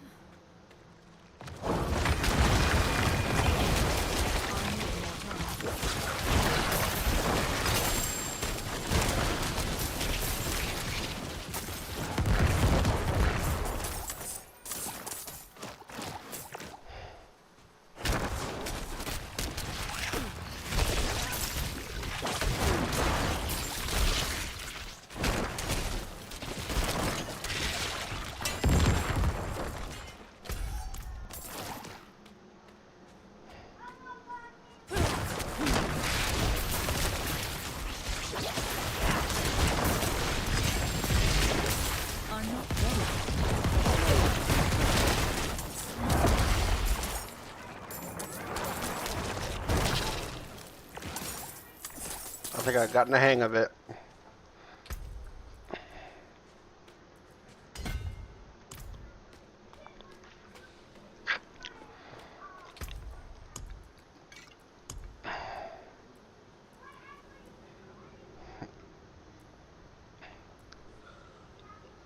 I'm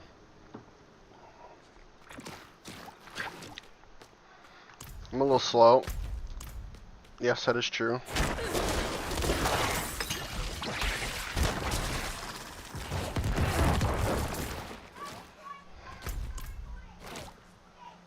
But it's good crowd control fucking build.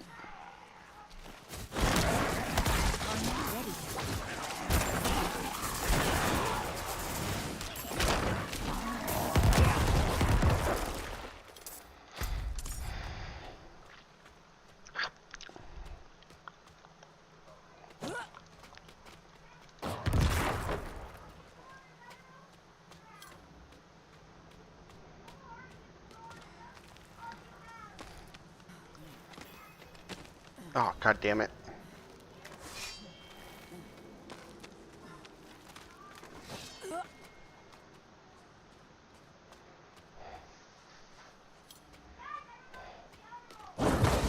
We got separated.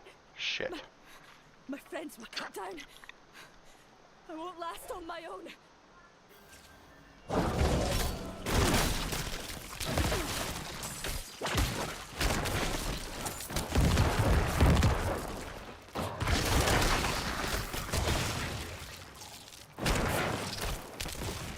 Is there no end?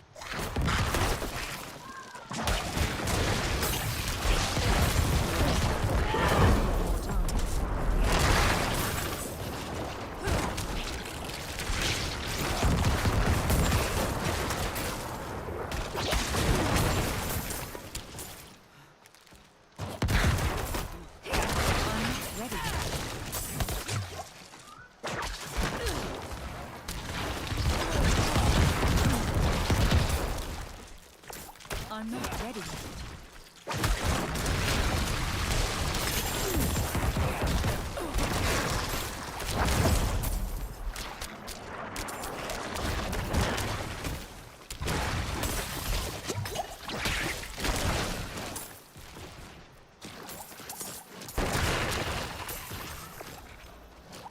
Thank you, Wanderer.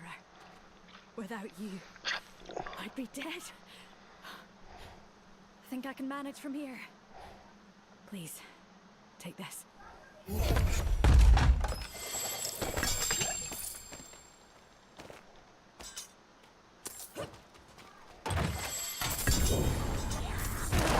Ready.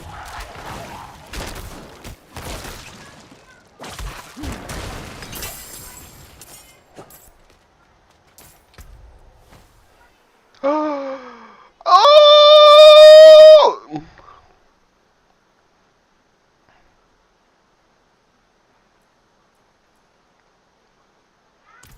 Oh my god! I'm not ready yet.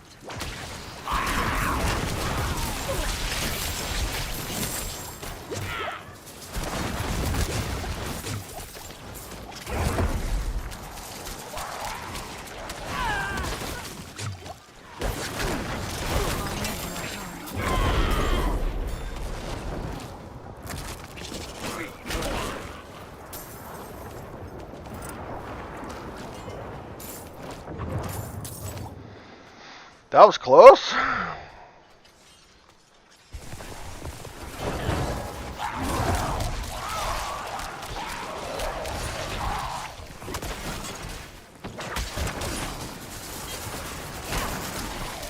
need more time.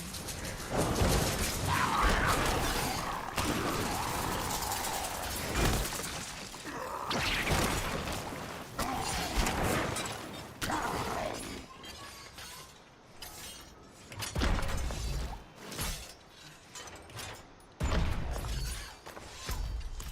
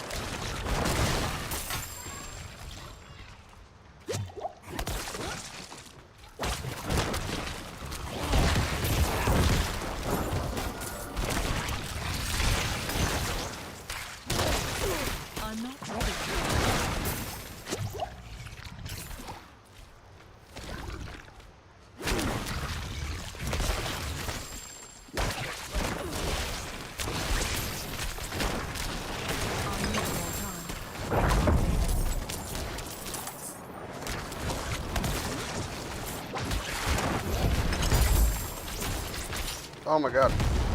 I'm not ready yet.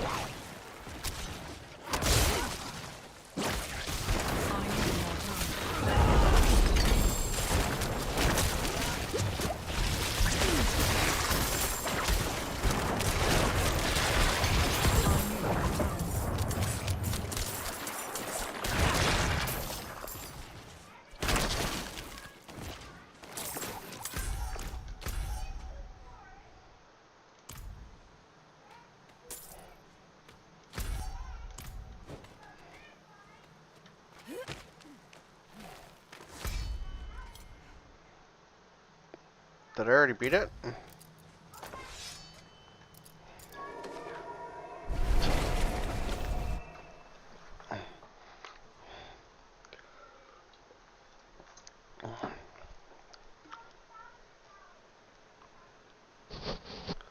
I did beat it.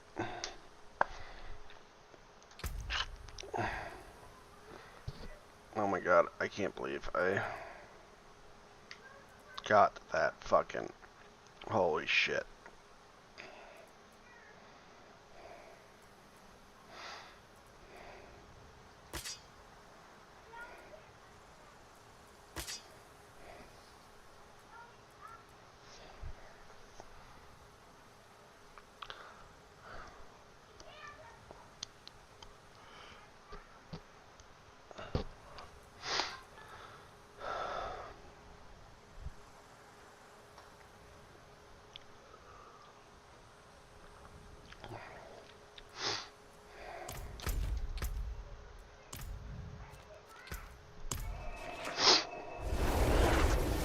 I can't believe I just fucking got that.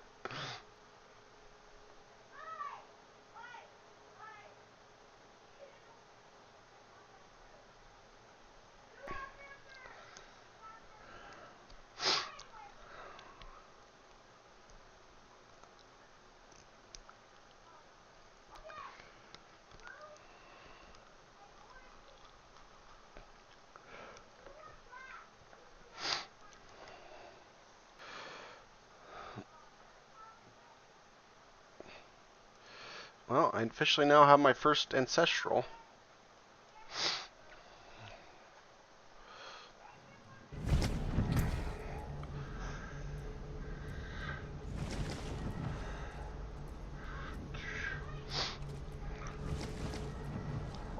Oh.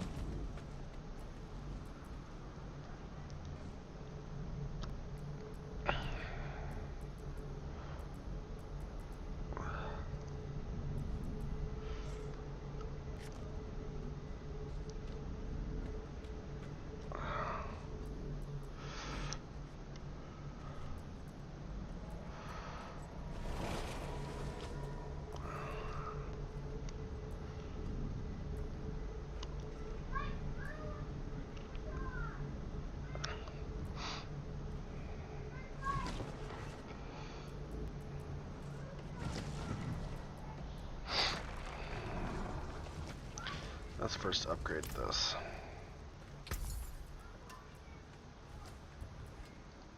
Well struck.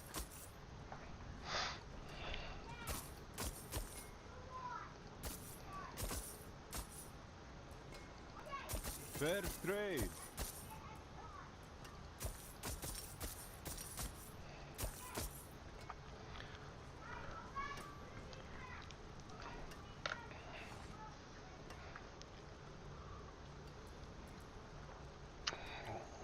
Anything else?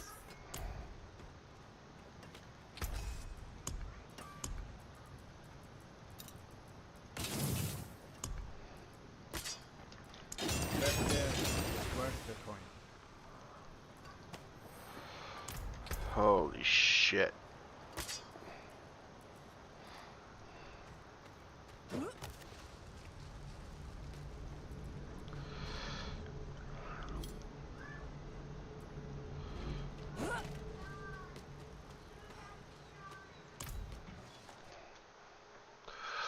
Oh, let's see.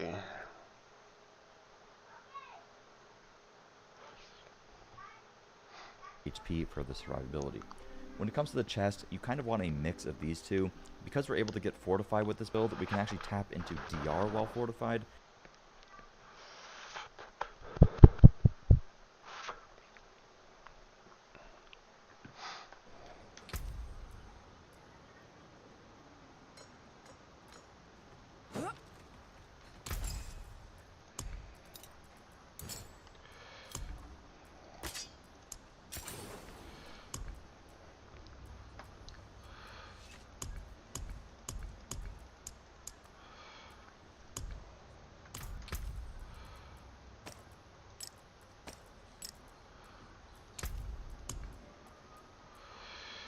God damn.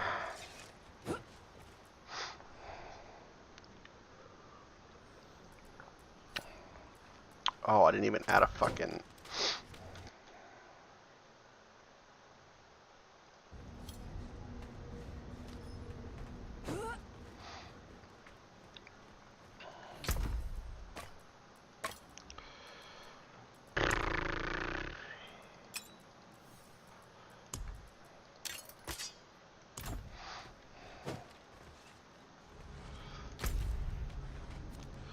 Alright, let's try and kill this motherfucker.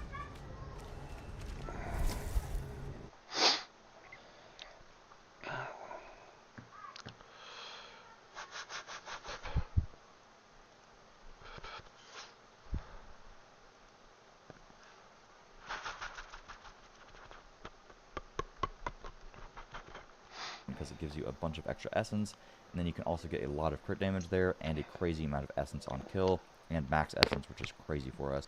And then you can also get some crit damage.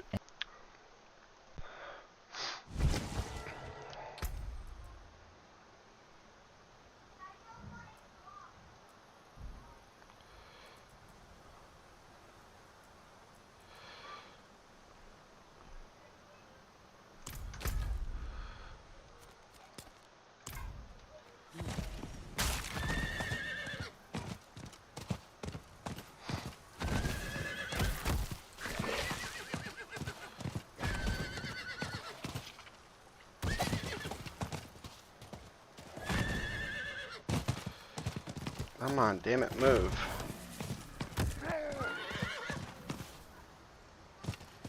I need time to do that.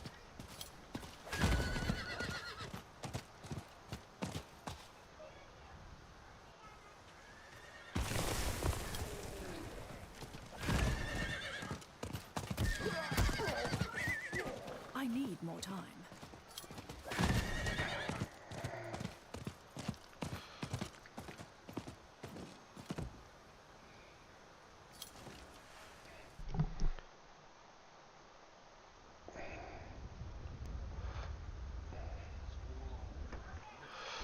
Alright, let's try this.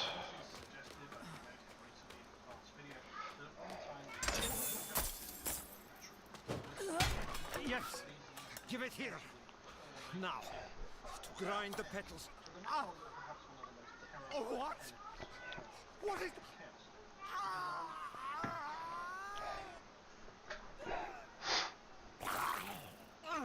No! Help! Me!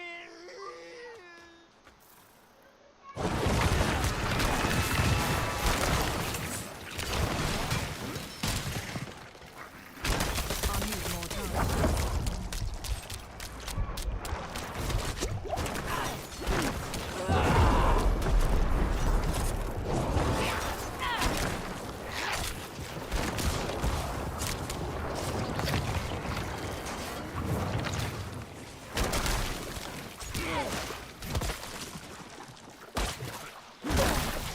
I need more essence. Yep. Nope. I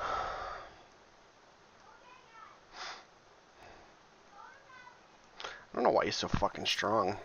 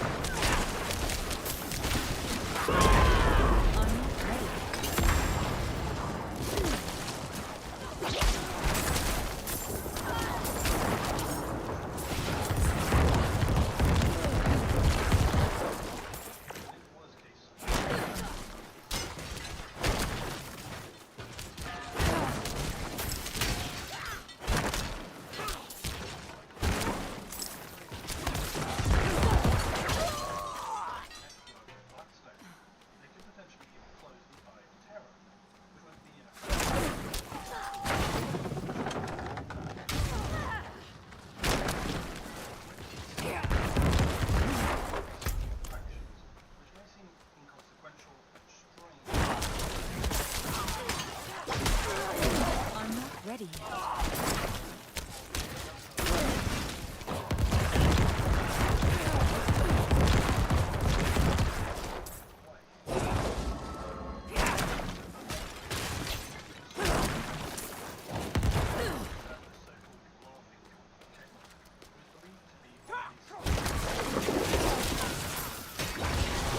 I'm out of essence.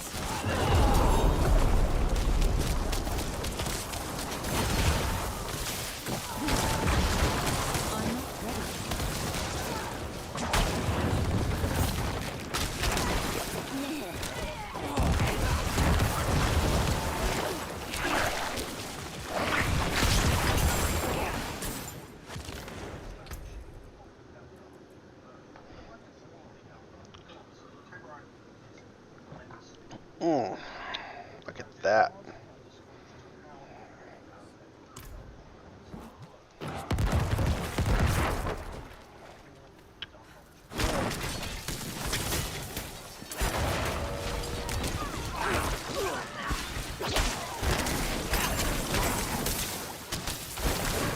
I'm not ready.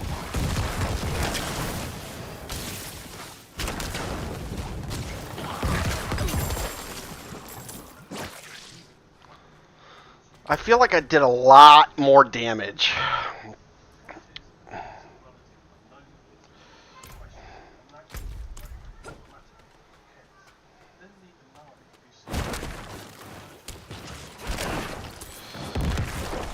I feel like I did a lot more damage earlier.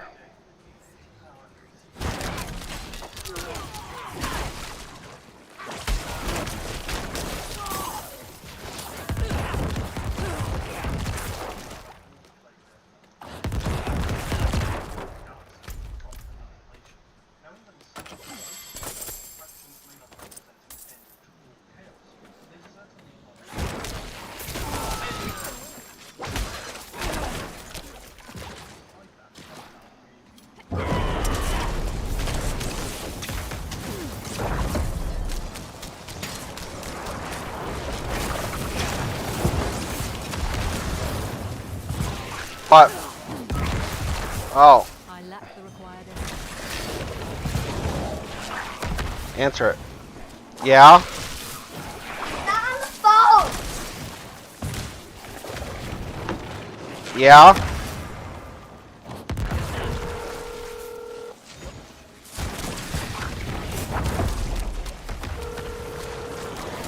What the fuck is going on?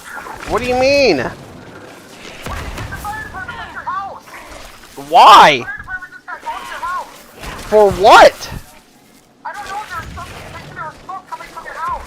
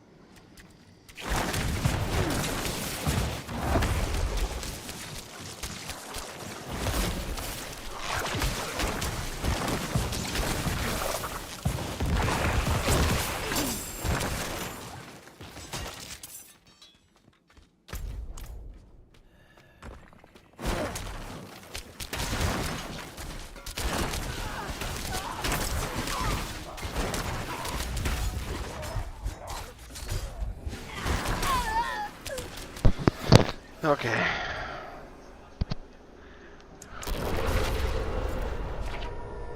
I think I'm gonna change back to my other weapon. That was doing a lot better.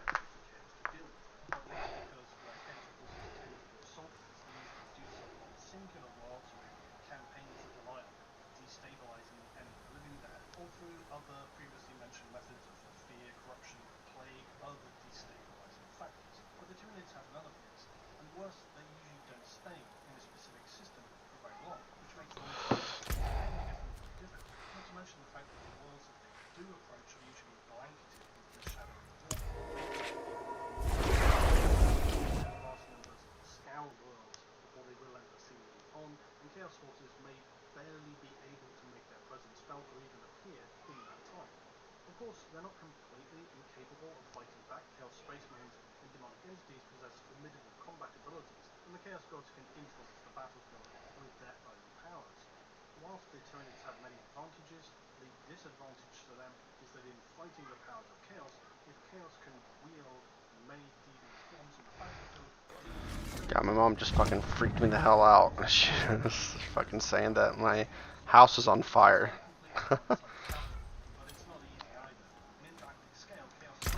Alright, I'm gonna take this back out.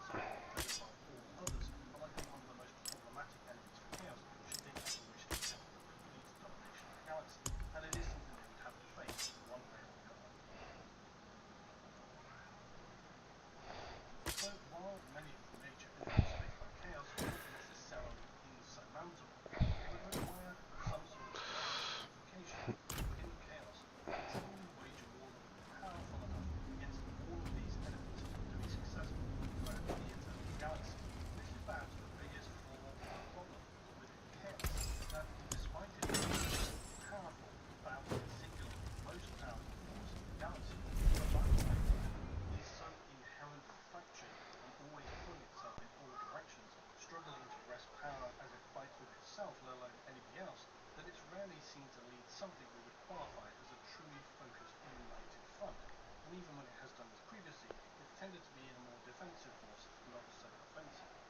in the sense that when it was believed that all four Chaos Gods empowered Horus to fight with the Emperor, they did so more out of survival, and as soon as Horus fell, they immediately deserted the Trio of Stars and went back to just fighting and the struggle between themselves in the Great Game.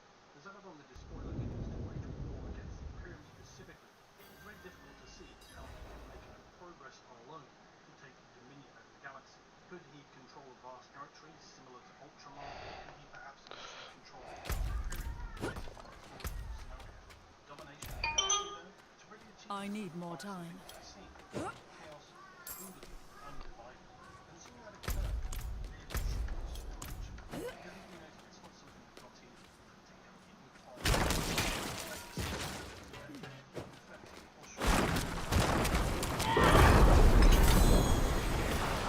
Wow, okay.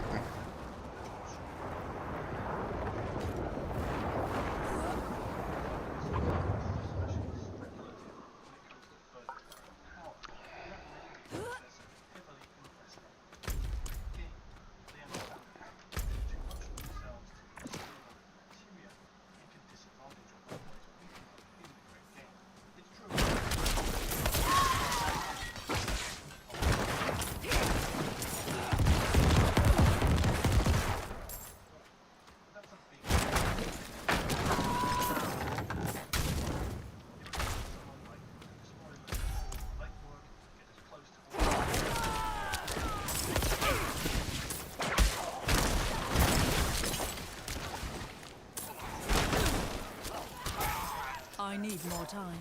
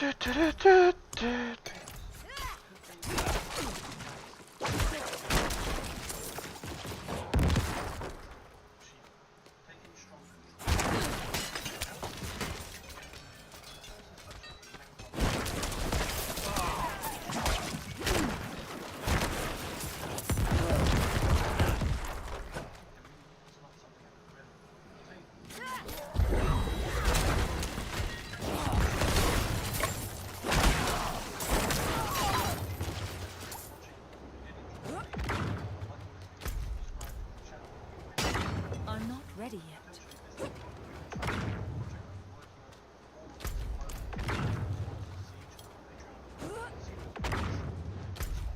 Oh.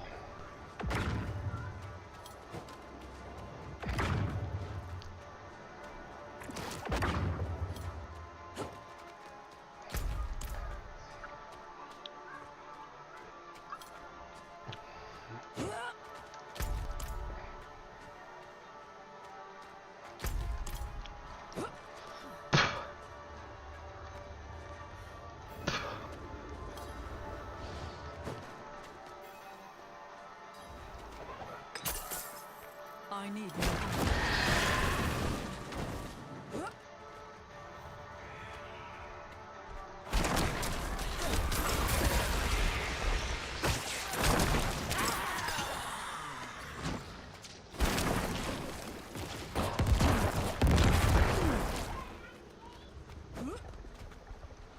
We got separated.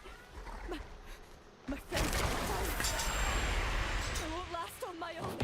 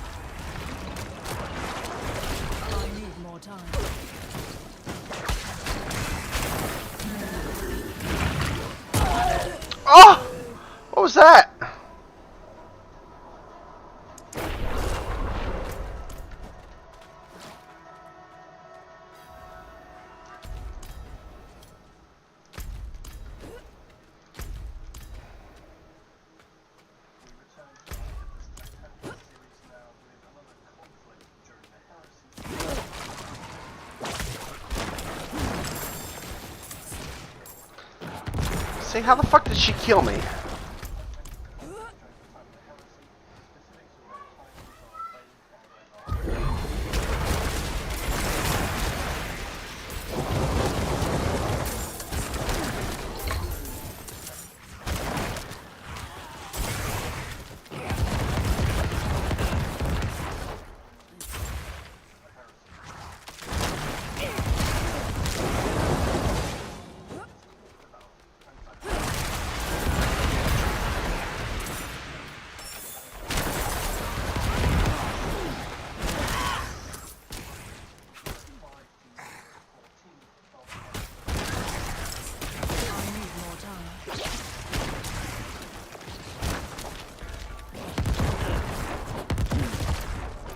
Yeah.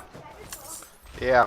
Graham thought the house was on fire because apparently the fire department got called, but somebody said it was for our house, so Graham got freaked out, and she thought our house was on fire. What? Yeah. Because somebody said it was our house that got called. You got called from them? Or somebody thought it was our house, but it's not. Grandma's freaking out a ton. Yeah. I need more time. We like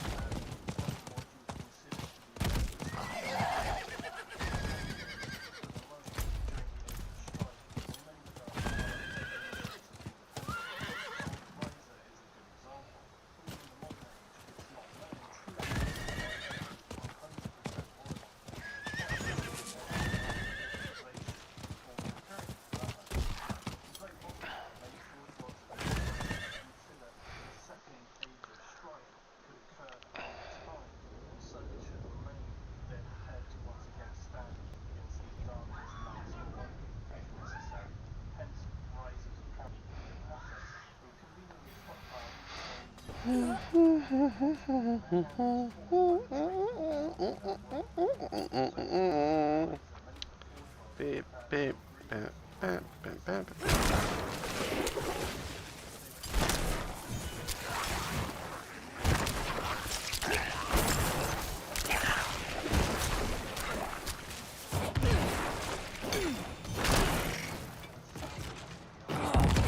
I fucking hate these bug bitches.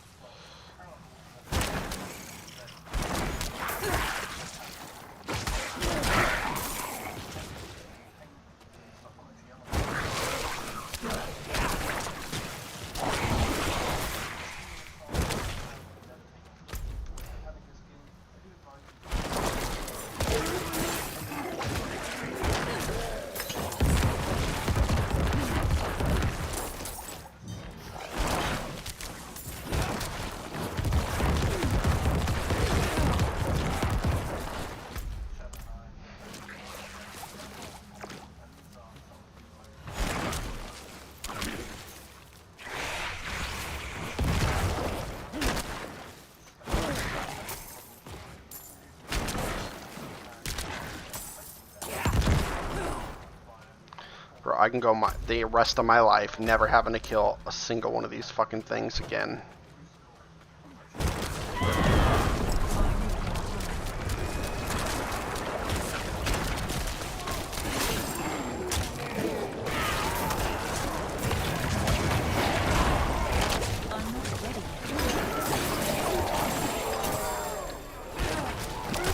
Oh my god! Oh my god!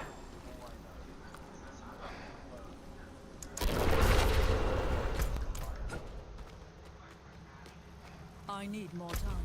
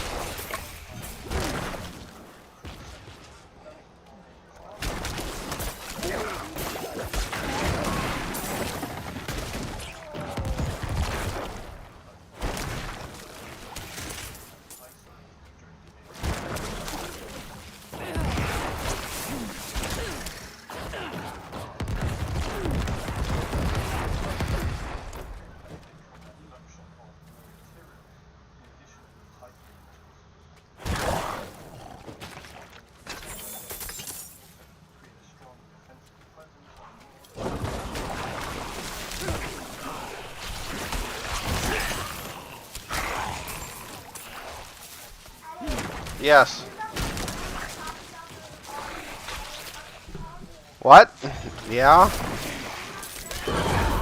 She was just saying that a minute ago, Andrew. What? No. They just got the wrong address. I need more time.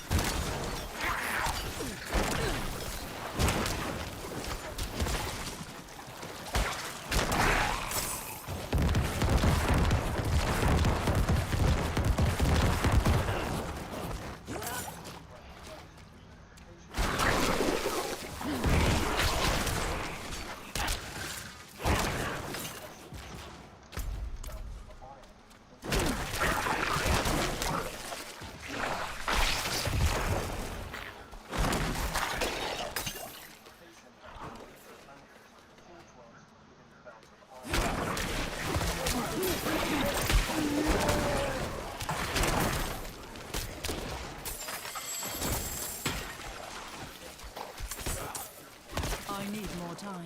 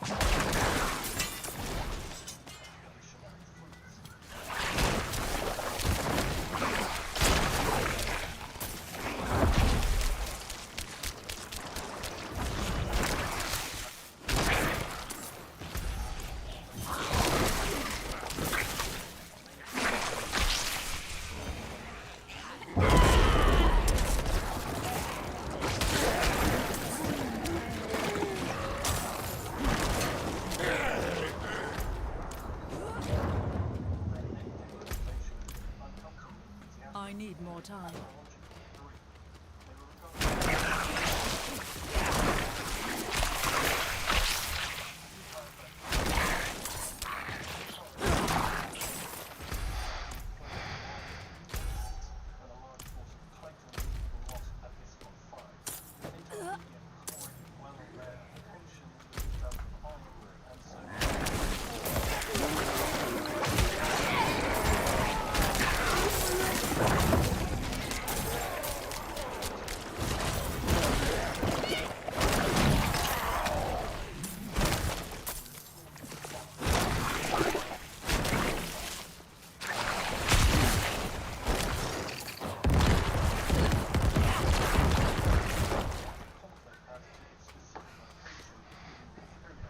Ugh.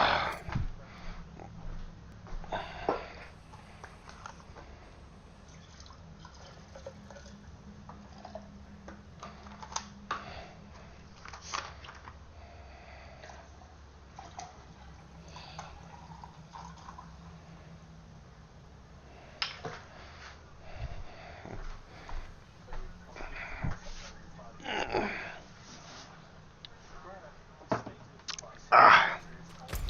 God, how big is this fucking dungeon? Jesus Christ.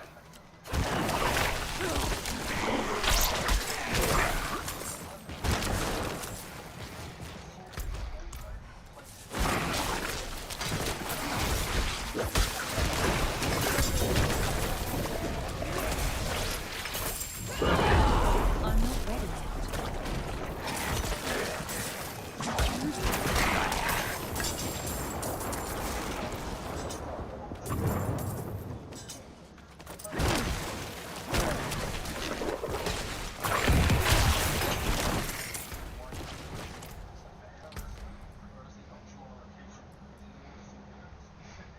Oh!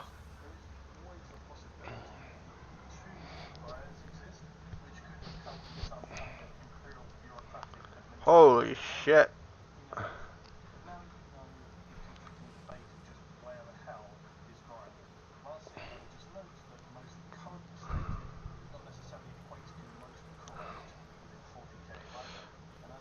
God damn. Look at that.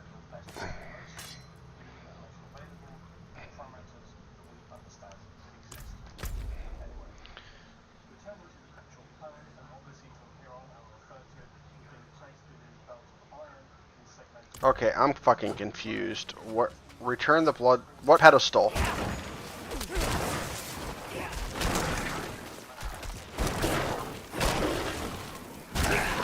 There's no fucking pedestals anywhere. Wait. I'm not ready yet.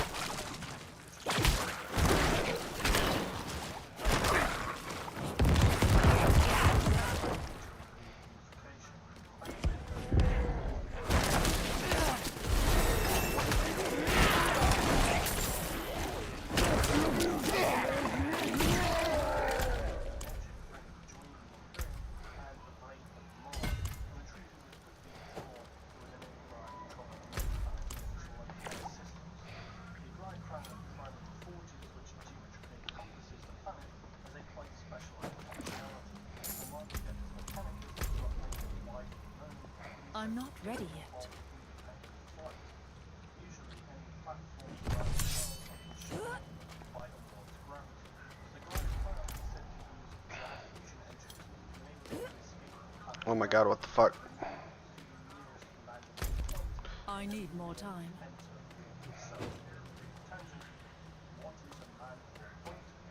This is the minimum safe distance a void ship can safely enter before entering warp.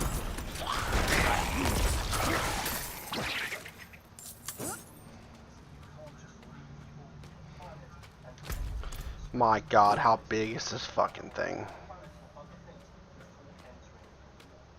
Some incorrectly assume that your ships can just enter warp at any point that they choose. You're thinking most likely comes from Overlord, our fictional verses whereby entering faster than light travel is as simple I'm as not ready yet. exporting your gear. This is Thank God. basically PBJ. Travel faster than light.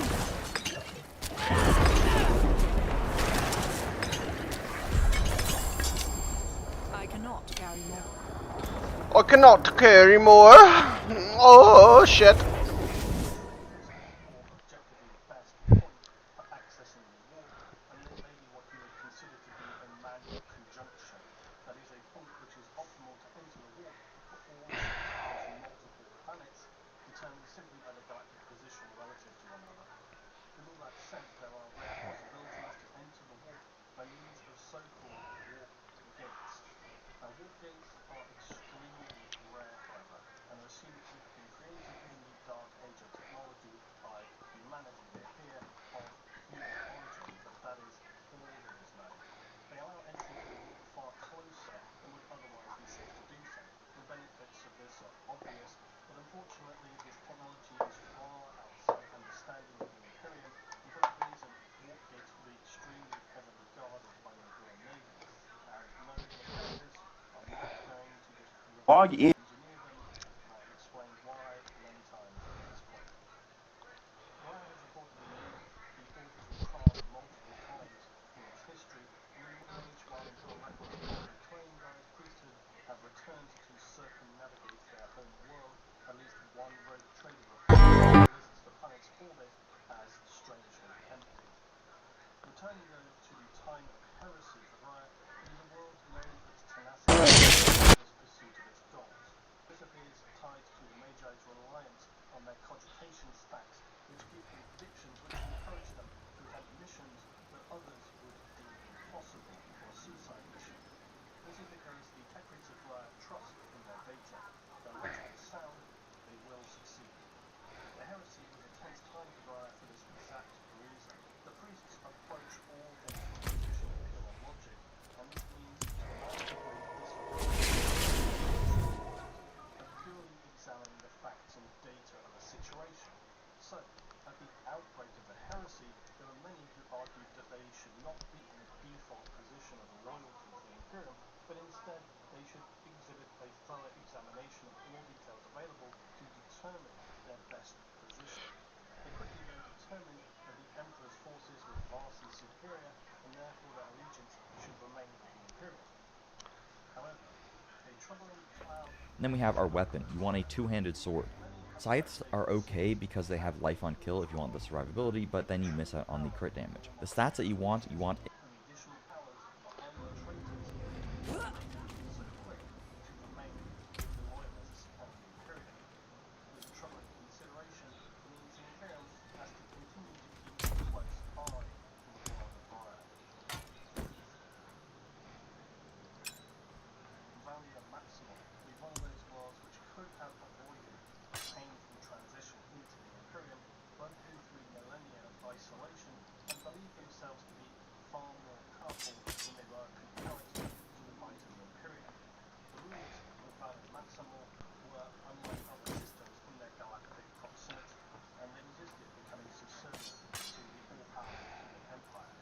They claim as many as 24 systems around them as being their sovereign territory, and having dominated the region, and even having exterminated an ancient Xenos micro-empire. I need more time. Usually during the dawn of technology, and mankind's outlook toward the Xenos was very different to that of the extreme Xenophobic Anything else? Imperium. Valia Maximal believed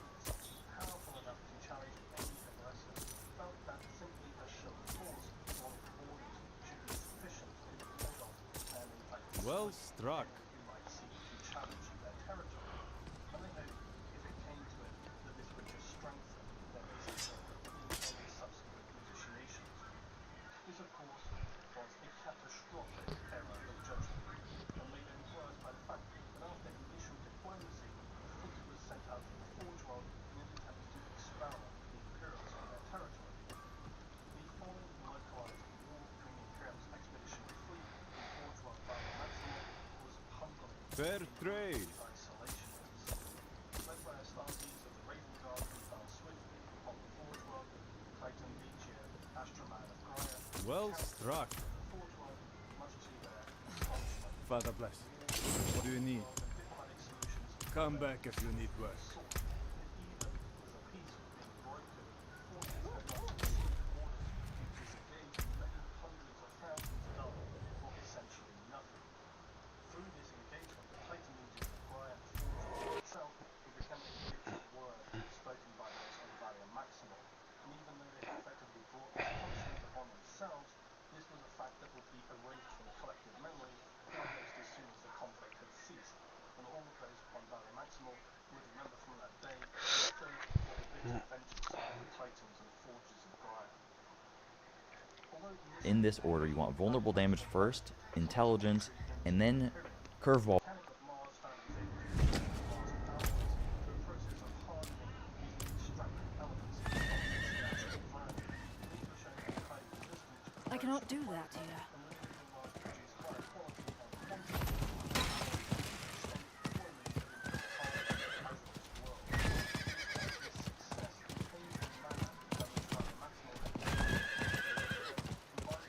with its I need more time.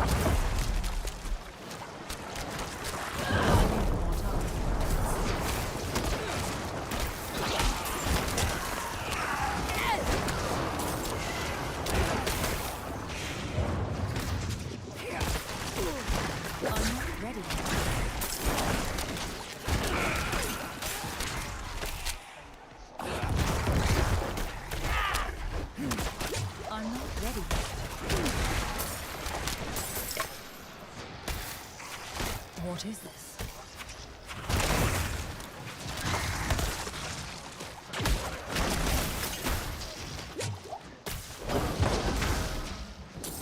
I'm not ready yet.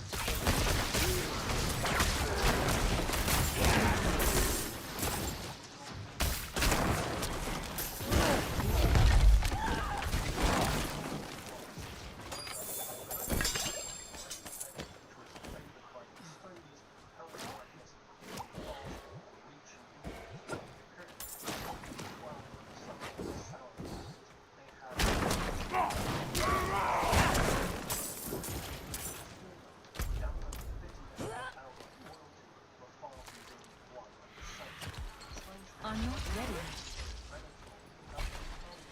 Perspective to those on the Forge World itself. The Allegiant had been functioning at the service of the Great Crusade for some time and had been accustomed to the ideas of self-sacrifice and loyalty to the Imperium. This created significant friction when they were being rotated back to the Forge World for refitting and encountered the opinions and widely held views of the population on the Forge World who were still extremely bitter and looking for a way out of remaining in the Imperium. Oh. As the cataclysm of iron descended upon this region of the Imperium, it would only make matters worse for them. Urdesh was a world which lay on the border of the Pacificus and solar segmentum of the Imperium. And Urdesh was yet another world that, upon rediscovery, had been found to have lost a huge amount of both its infrastructure and knowledge, including the ability of how to construct titans. Yet it still, upon investigation, was of interest to the Mechanicum of the time. This was in no small part because where each had more specialized ability.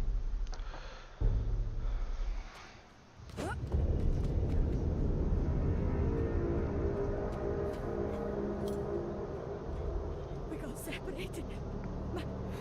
My friends were cut down. I won't last on my own.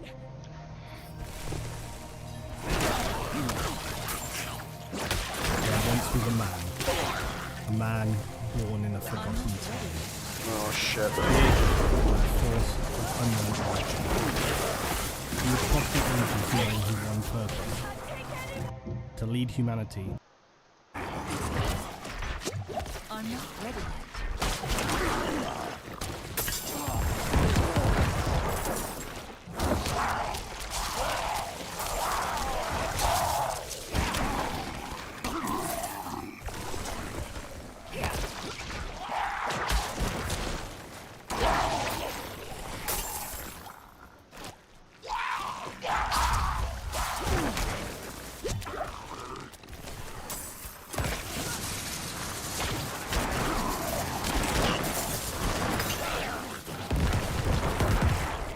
I'm not ready.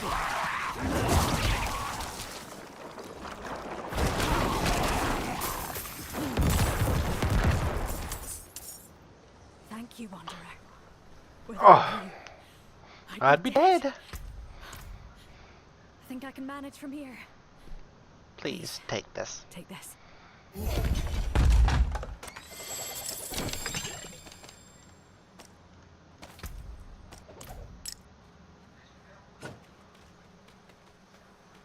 I need more time.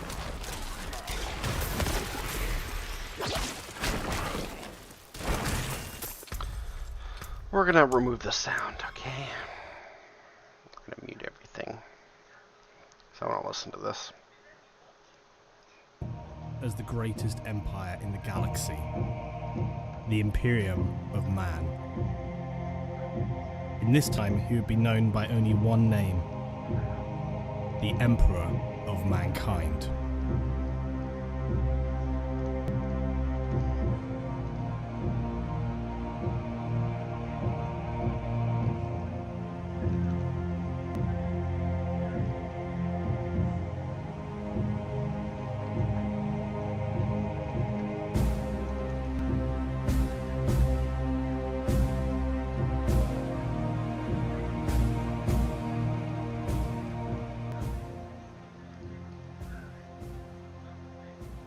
This is Lutin.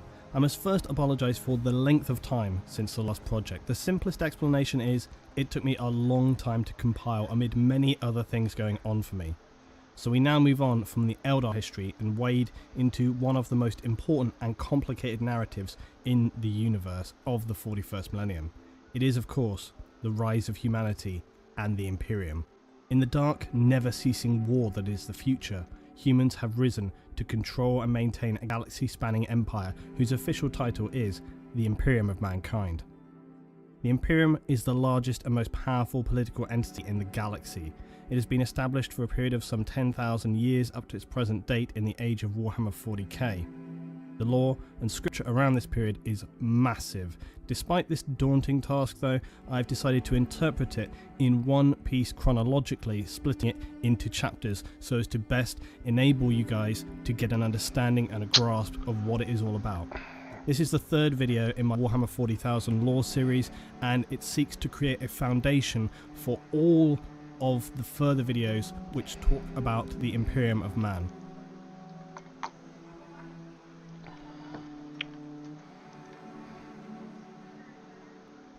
The Imperium of Man consists of the planets, systems and forces throughout the galaxy which contain Imperial citizens and their derivatives. Not all humans are universally members of the Imperium though, and as you would expect there are rogue traders and those who choose to live on the legal fringes of society. The single most important figure within the Imperium is the aforementioned founder, saviour and ruler of this empire, known as the Emperor of Mankind. He formed the Imperium some 10,000 years previous to the current established date in the universe of Warhammer 40,000 at the end of the 30th millennium. This occurred following an especially brutal period of societal disintegration during the last days of the Age of Strife. In this video, I'll outline the political state that is the Imperium, as well as the history behind how humanity reached this point in the far future. As with anything though, the complexity and depth of the lore means I can't cover it in its fleshed entirety, so some tangents are going to have to remain for future videos, but I do my best to cover as much as possible which is relevant. The Emperor of Man sits as an extremely powerful figure within the Imperium. Make no mistake, he is the centre of humanity in the 41st millennium. So powerful a humanoid, he was arguably barely human to begin with, and he continues to protect mankind after his mortal wounding during the final battles of a period known as the Horus Heresy.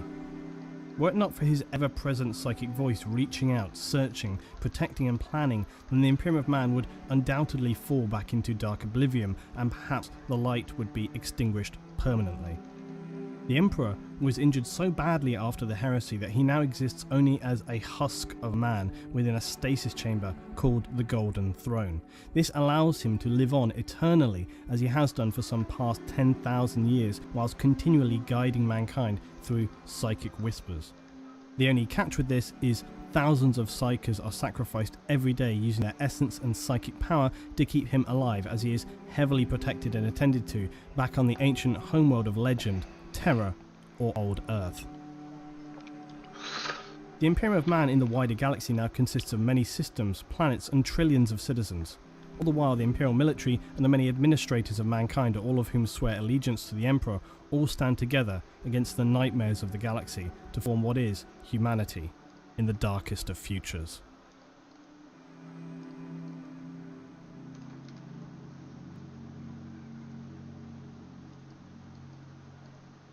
Now we know that in this future we have access to highly advanced technology and face many voracious enemies wielding our own forces to then counter them. The important question in understanding the Imperium is how did we get to this time? And to understand this, we need to look back at the extensive and dark history of humanity. There is a small clue as to the way in which the people that constitute humanity in the 41st millennium view their past. That is, the Imperial two-headed eagle, the crest of the Imperium. It stands with its two heads, but with one eye closed. Blind, or perhaps refusing to see the past. The other eye is open, looking to the future. The logic being that the past of humanity is too painful or dangerous to look back on, so we look forward, striving to be stronger and more powerful, as we have done for thousands of years. There are distinct ages of humanity's history, and these tell the story of how we reached the time of the Imperium. 1 millennium equals 1,000 years. The Imperium has now been established for 10 millennia or 10,000 years. Humanity has existed for roughly 41,000 years. This timeline demonstrates the ages of man through this period, from our ancient history through to the age of the Imperium. We have the ancient history, the age of terror, the golden age of technology or the dark age of technology, the age of strife, the unification wars, the Great Crusade and the fall of the Eldar, the Horus Heresy and the Great Scouring, followed by the final age of Imperium of Man.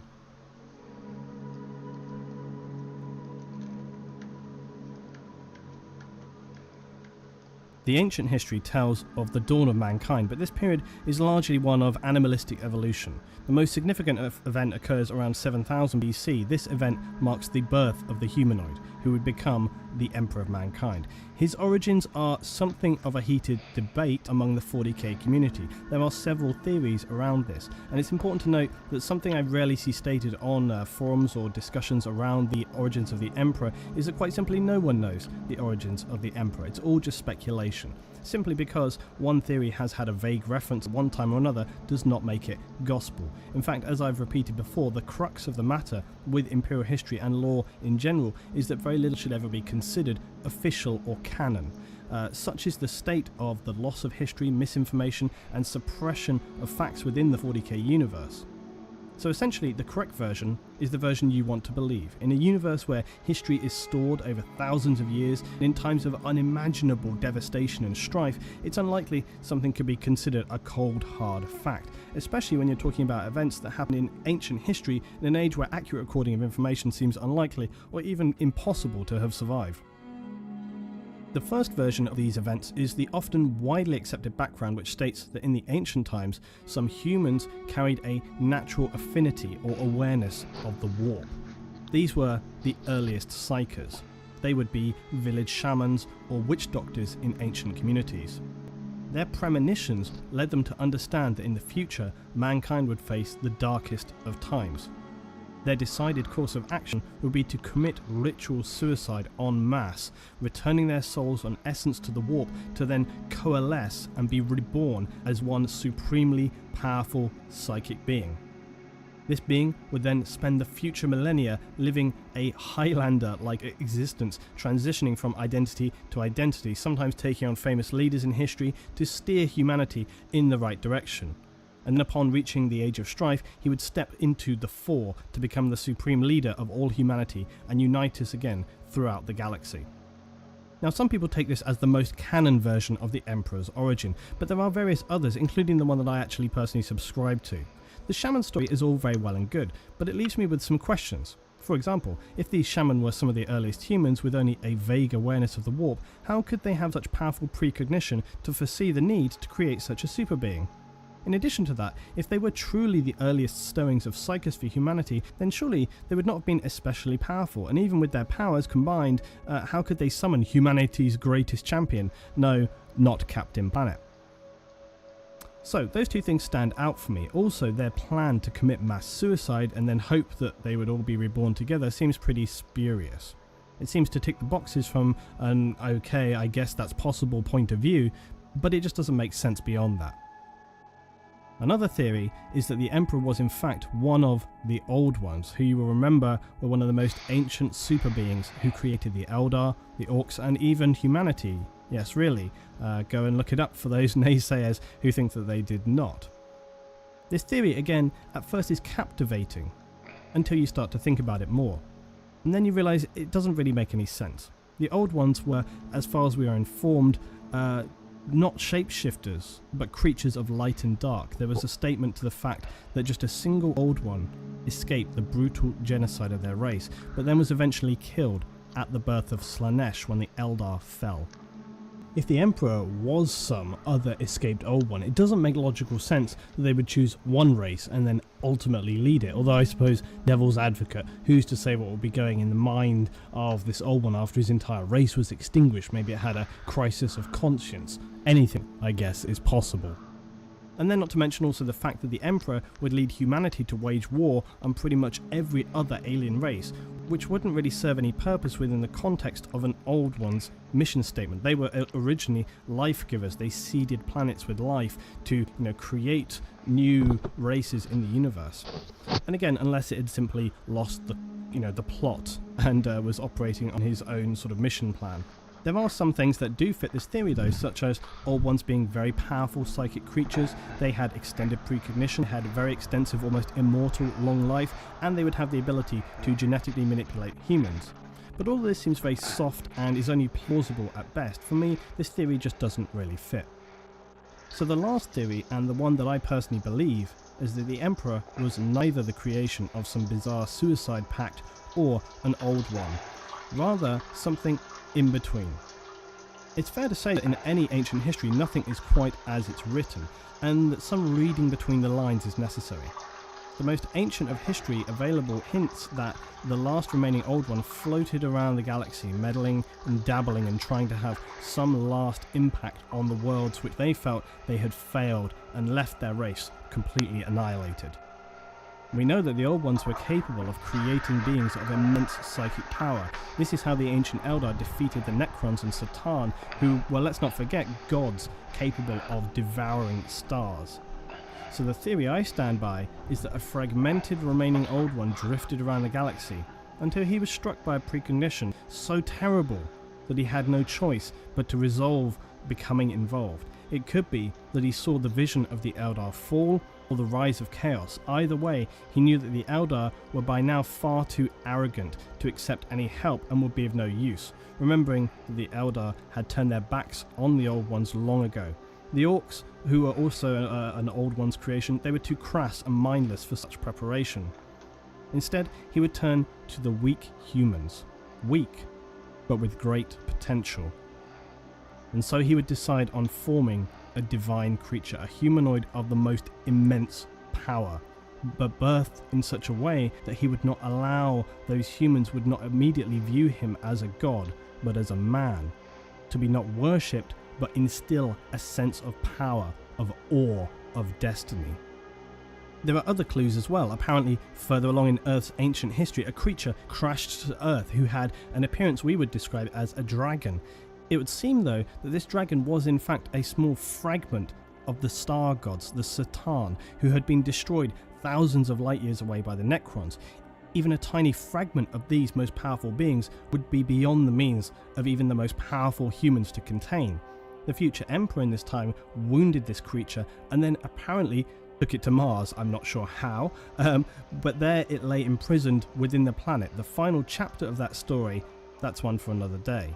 Still though, this helps to secure the idea that no mere reincarnation of a few shaman could produce such or perform such a task.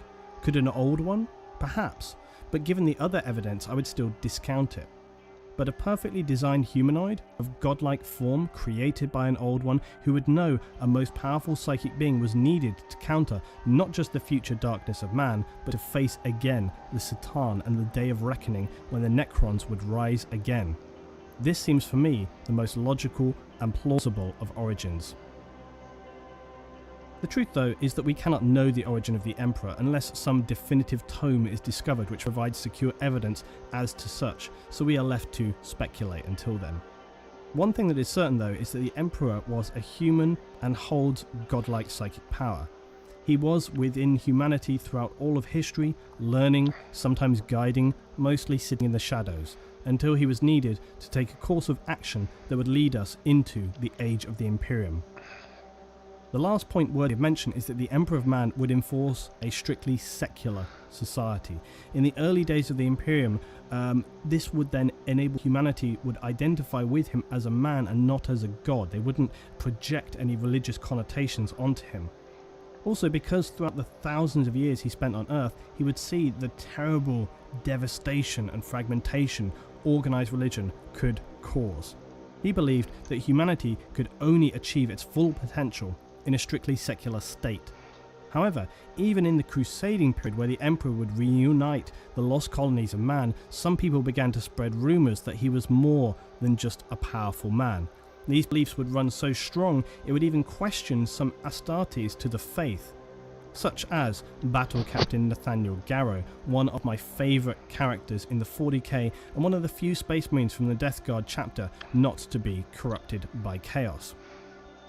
Some citizens of the Imperium consider the Emperor's stance on faith even a test, so as to distinguish those who can see the whole of the truth, that he is in fact the one true God of mankind.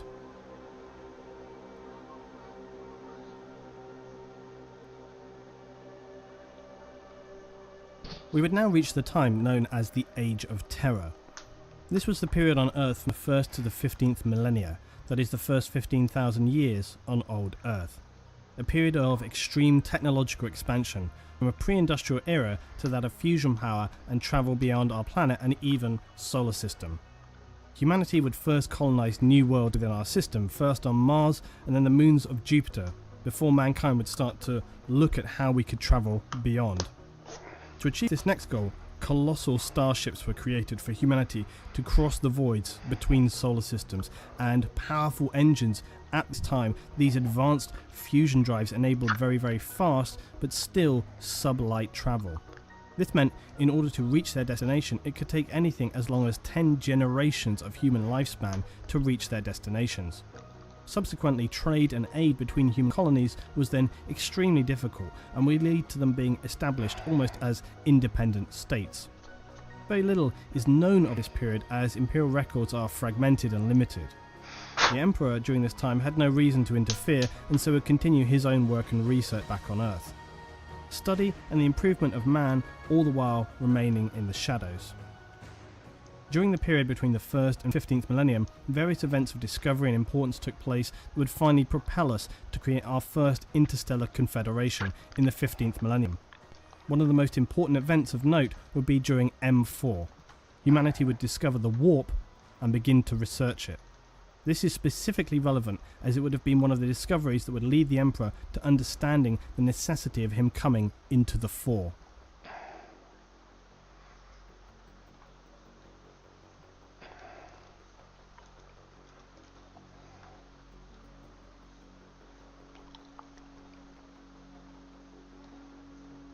As we reach the 15th millennium, humanity would enter a golden age of technology. This would be the highest point in mankind's technological achievements. It would last for some 10,000 years, and humanity continued its rise in technology, science and power, spreading and colonizing mankind all across the Milky Way galaxy. We could create our first galactic empire, ruled from Earth, the homeworld, and establish massive trade networks that further powered expansion and advancement. This earlier period in the Age of Technology has a subtitle known as the Stellar Exodus. This marks the time when humanity made its first colonies on other worlds, and also beyond the solar system. These initial colonies were reached using the ships that were still only capable of sublight speeds, and were restricted by this, as well as our developing but limited knowledge of building these vast scale ships. When these ships reached their destination though, they would be then slowly deconstructed and the materials used to build the colonies. Some would become manufactorums capable of producing massive war machines, or then back then defensive machines, things such as Imperial Knights, even Titans, which the colonies would use to defend themselves against the dangers of the galaxy. In a comparable way to early colonies on Earth, this meant they had to be self-sufficient, and due to the large timescales involved before anyone would likely reach out to them again, they would develop their own cultures and languages, largely influenced by the noble families established on these interstellar voyages, as well as physical elements on the new homeworld. The planet's characteristics would also shape the way in which their societies would evolve. Now, some 6,000 years later, around the period of Millennium 21, mankind now began a process of militarization.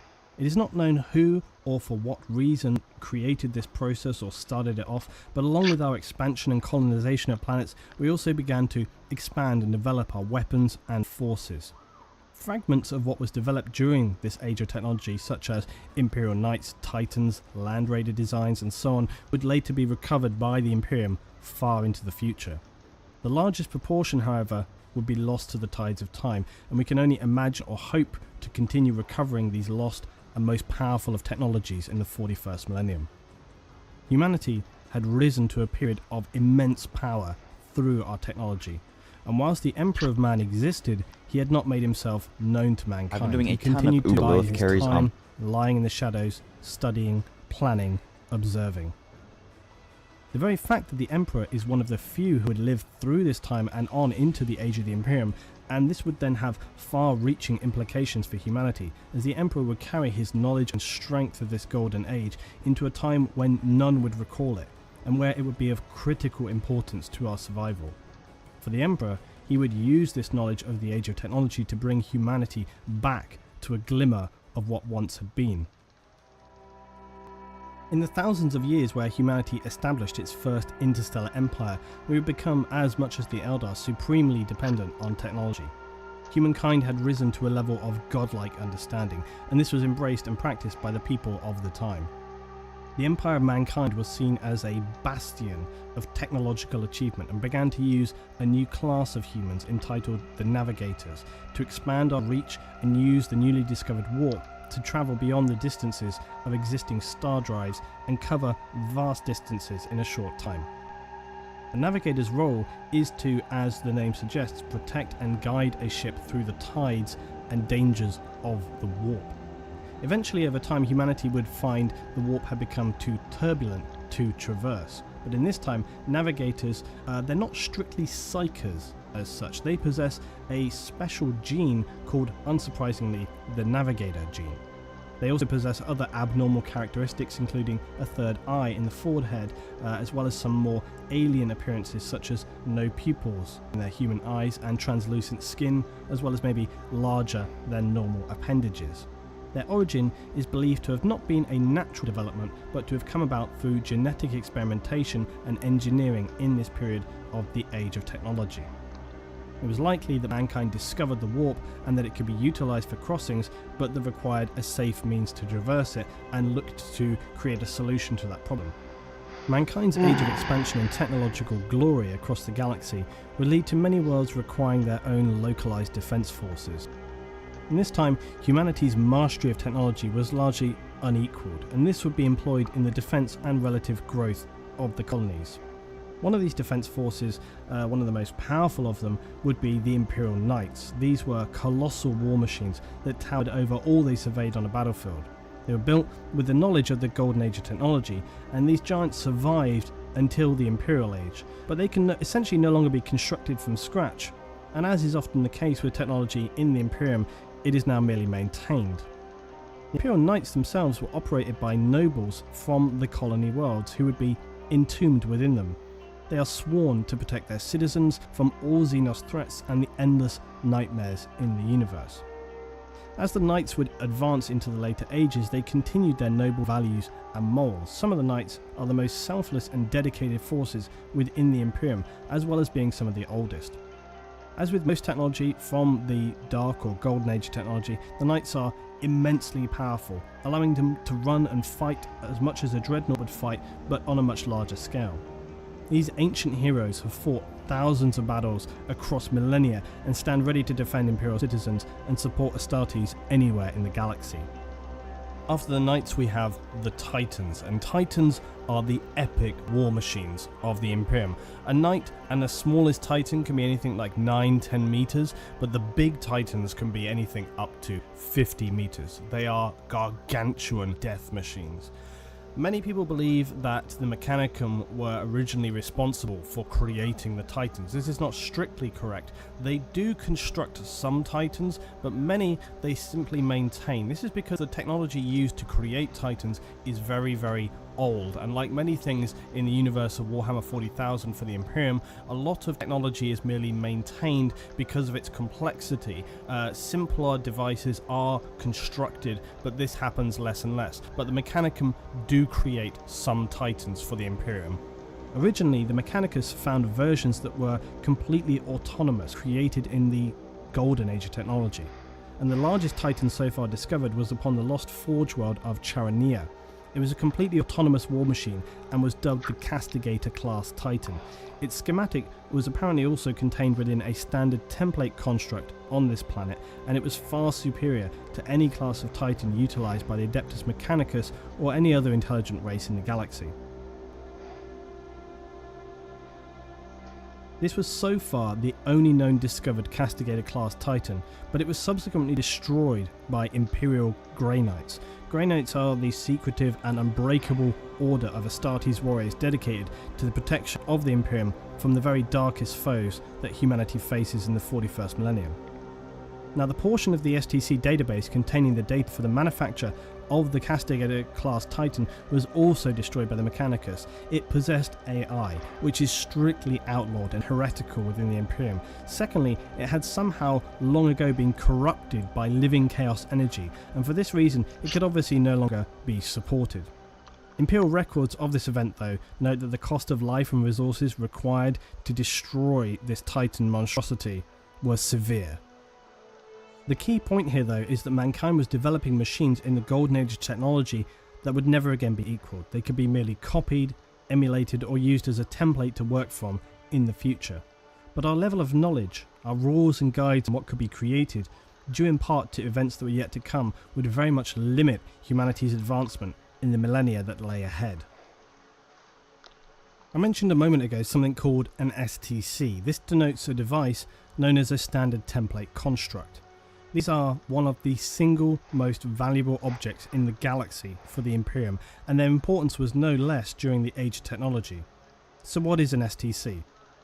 STC systems were advanced AI computers created during the Golden or Dark Age of Technology, and are said to have contained the sum total of human, scientific and technological knowledge. STCs were created when human interstellar civilization was at its technological peak. Their original purpose was to enable colonists to survive on the new worlds they arrived upon, as they could not carry securely the mass amount of knowledge gained by humanity at this time, and even if they could, they might not have people capable of understanding how to utilize this. The STC solved this problem. It enabled the colonies to access all of humanity's knowledge and display it in a way for them to be able to create anything they needed from the resources available and solve any issue that could arise for them on the new homeworld, no matter the geography, resource limitations or climate. This would enable them to build anything from a simple lasgun to a fortified bunker, massive war machines or an atmospheric processor. STC systems possess the ability to not just store information but also to produce new designs to meet changing circumstances. They are immensely powerful sources of information and power, and consequently the Imperium places a high value on obtaining these lost relics of ancient knowledge. Even though now, after many thousands of years had passed, most of the discovered STCs are damaged to the point they only contain fragments of their former stored information. But Imperial forces will still use any means or resources necessary to obtain an STC once it has been discovered, even if this means the sacrifice of legions of military or civilian Imperial citizens. From the Golden Age of Technology and into the ages to come, these valuable systems will be lost or destroyed, so that now in the Age of the Imperium they have become beyond rare, almost just a legend. So the consequent discovery of remnants of any new technology from the Dark Age of Technology puts an STC's value to humanity beyond estimation. The little knowledge that has been recovered from damaged STC units is then utilized, copied and stored by the tech priests of the Adeptus Mechanicus, who are based deep on the primary forge homeworld of Mars. They believe that STCs are the most holy of artifacts and will seek and protect them at any cost. This little divergence is an important one because an STC recovery, no matter its state of repair, still remains as one of the most important objectives for Imperial forces in the 41st millennium. The holy grail of this quest, though, although unlikely, will be to recover an intact STC, thereby gifting the Imperium all of the stored knowledge of mankind from the Golden Age of Technology. If the Imperium were able to recover an STC of this standard, it would catapult the existing human society into becoming yet again one of the most advanced and significantly, if not the most powerful state in the galaxy. The STC Crusade also explains in part about the state of technology and development of the Imperium, in that much of the knowledge regarding tech is replicated or learned rather than invented and created. Although new tech does come along, it's not overtly specified why so little resources are put into research now. It could be speculated though, however, that mankind relied so strongly upon the Emperor in the last 10 millennia that now they believe only he is capable of directing mankind's advancement, and they solely focus on maintaining him and maintaining the state of imperial affairs. So we return to our story, and at this time in the golden age of technology, humanity continues to expand across the galaxy. Initially slowly, as the gigantic starships we crafted were incapable of using the warp to traverse space. And as we learned previous, they took generations to reach their destination. They were essentially travelling worlds, similar to the Eldar craft world of the 41st millennium. When these ships reached their destination, they would slowly be deconstructed, and their materials could be used to create massive war machines such as the Imperial Knights and Titans, which the colony could use to defend themselves against the dangers of the galaxy. Dangers such as the Eldar and Orcs, who were first discovered in this period as a result of our reaching out beyond our own system to more regularly explore the galaxy. However, interestingly, during this time, humanity was actually considered more powerful than it is in the 41st millennium. This strength was mainly due to our technology rather than actual physical forces, such as Astartes, who did not exist in this age. Science was humanity's primary religion, and the society of man perceived itself as having reached a time where no one could be a real challenge to us. To a degree, this was actually true, so much so that the Xenos races of Eldar and Orc actually signed non-aggression pacts with mankind, which seems bizarre from the Orc point of view, but there we are. The discovery and use of interstellar drives, that is, an engine enabling cross-warp travel, now powered humanity's expansion and domination of the galaxy forward. A federated government was formed, enabling us to create a strong trade community and, most importantly, remain unified and powerful throughout our colonies spread across the galaxy, aiding and supporting where necessary with either materials, logistics or military. The exact form and nature of this federation is unknown from this time, as so much knowledge and history was lost.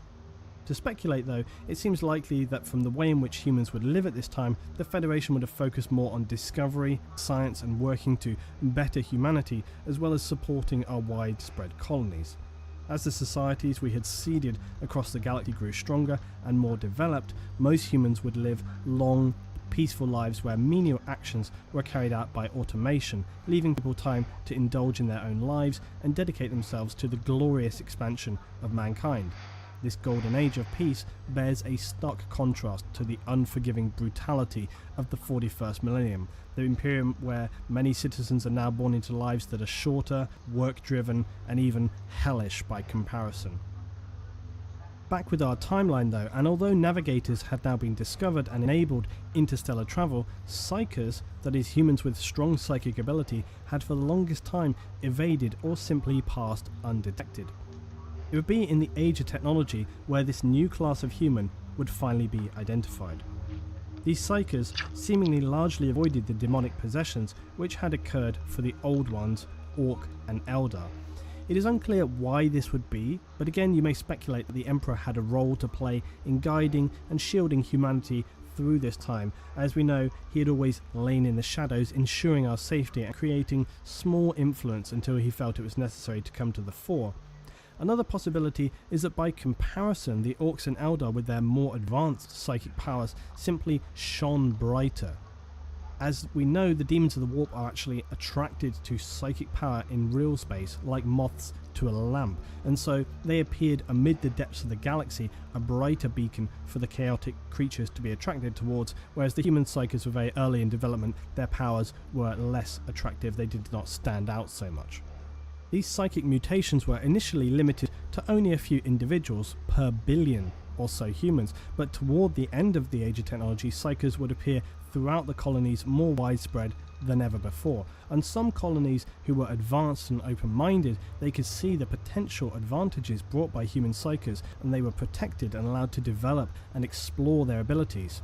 However, on other, less advanced human colonies, they were often killed and hunted down as the people here feared rather than embraced their divergent powers, much of, similar to witch hunts. As I hinted at earlier, one of the reasons during the golden age of technology that humanity was able to not only survive but stretch itself out to colonize and conquer worlds in the galaxy, not to mention defending itself against aggressive Xenos, would be due to their reliance on AI and the machine creations of the time. However, as nearly all science fiction dictates, these primary sentient machines in the Human Galactic Federation would be known as the Men of Iron, and they would stereotypically turn on their creators and enter us into a cataclysmic war. An STC containing a template for the Men of Iron was discovered by Imperial forces on a Chaos-controlled world. It became apparent that much as the Castigator-class Titan, the Men of Iron here had also been corrupted by Chaos, and the AI of these creations was sentient. So we can perhaps speculate that the Men of Iron initially resented their human creators, but combined with this were also corrupted, possibly by Chaos, which at the time was relatively unknown to mankind, hence the lack of any documentation to support such speculation. It is, however, a possibility and stacks up with what we know of the corruptibility of human AI creations. Also, the intent of the dark forces of Chaos to obliterate humanity once it became aware of its existence. Regardless of the reason though, this war was one of the greatest disasters to befall humanity and would rage for centuries. The exact length of the war is not recorded. The conflict was eventually won by humanity, but at a great cost. The damage caused by this conflict to interstellar human society was hugely destructive. We would lose masses of knowledge and technology, not to mention devastating humanity's economic strength and political unity. The war would begin the series of events that would lead into the collapse of the Federation of Humanity at the end of the Age of Technology. As so often is the case for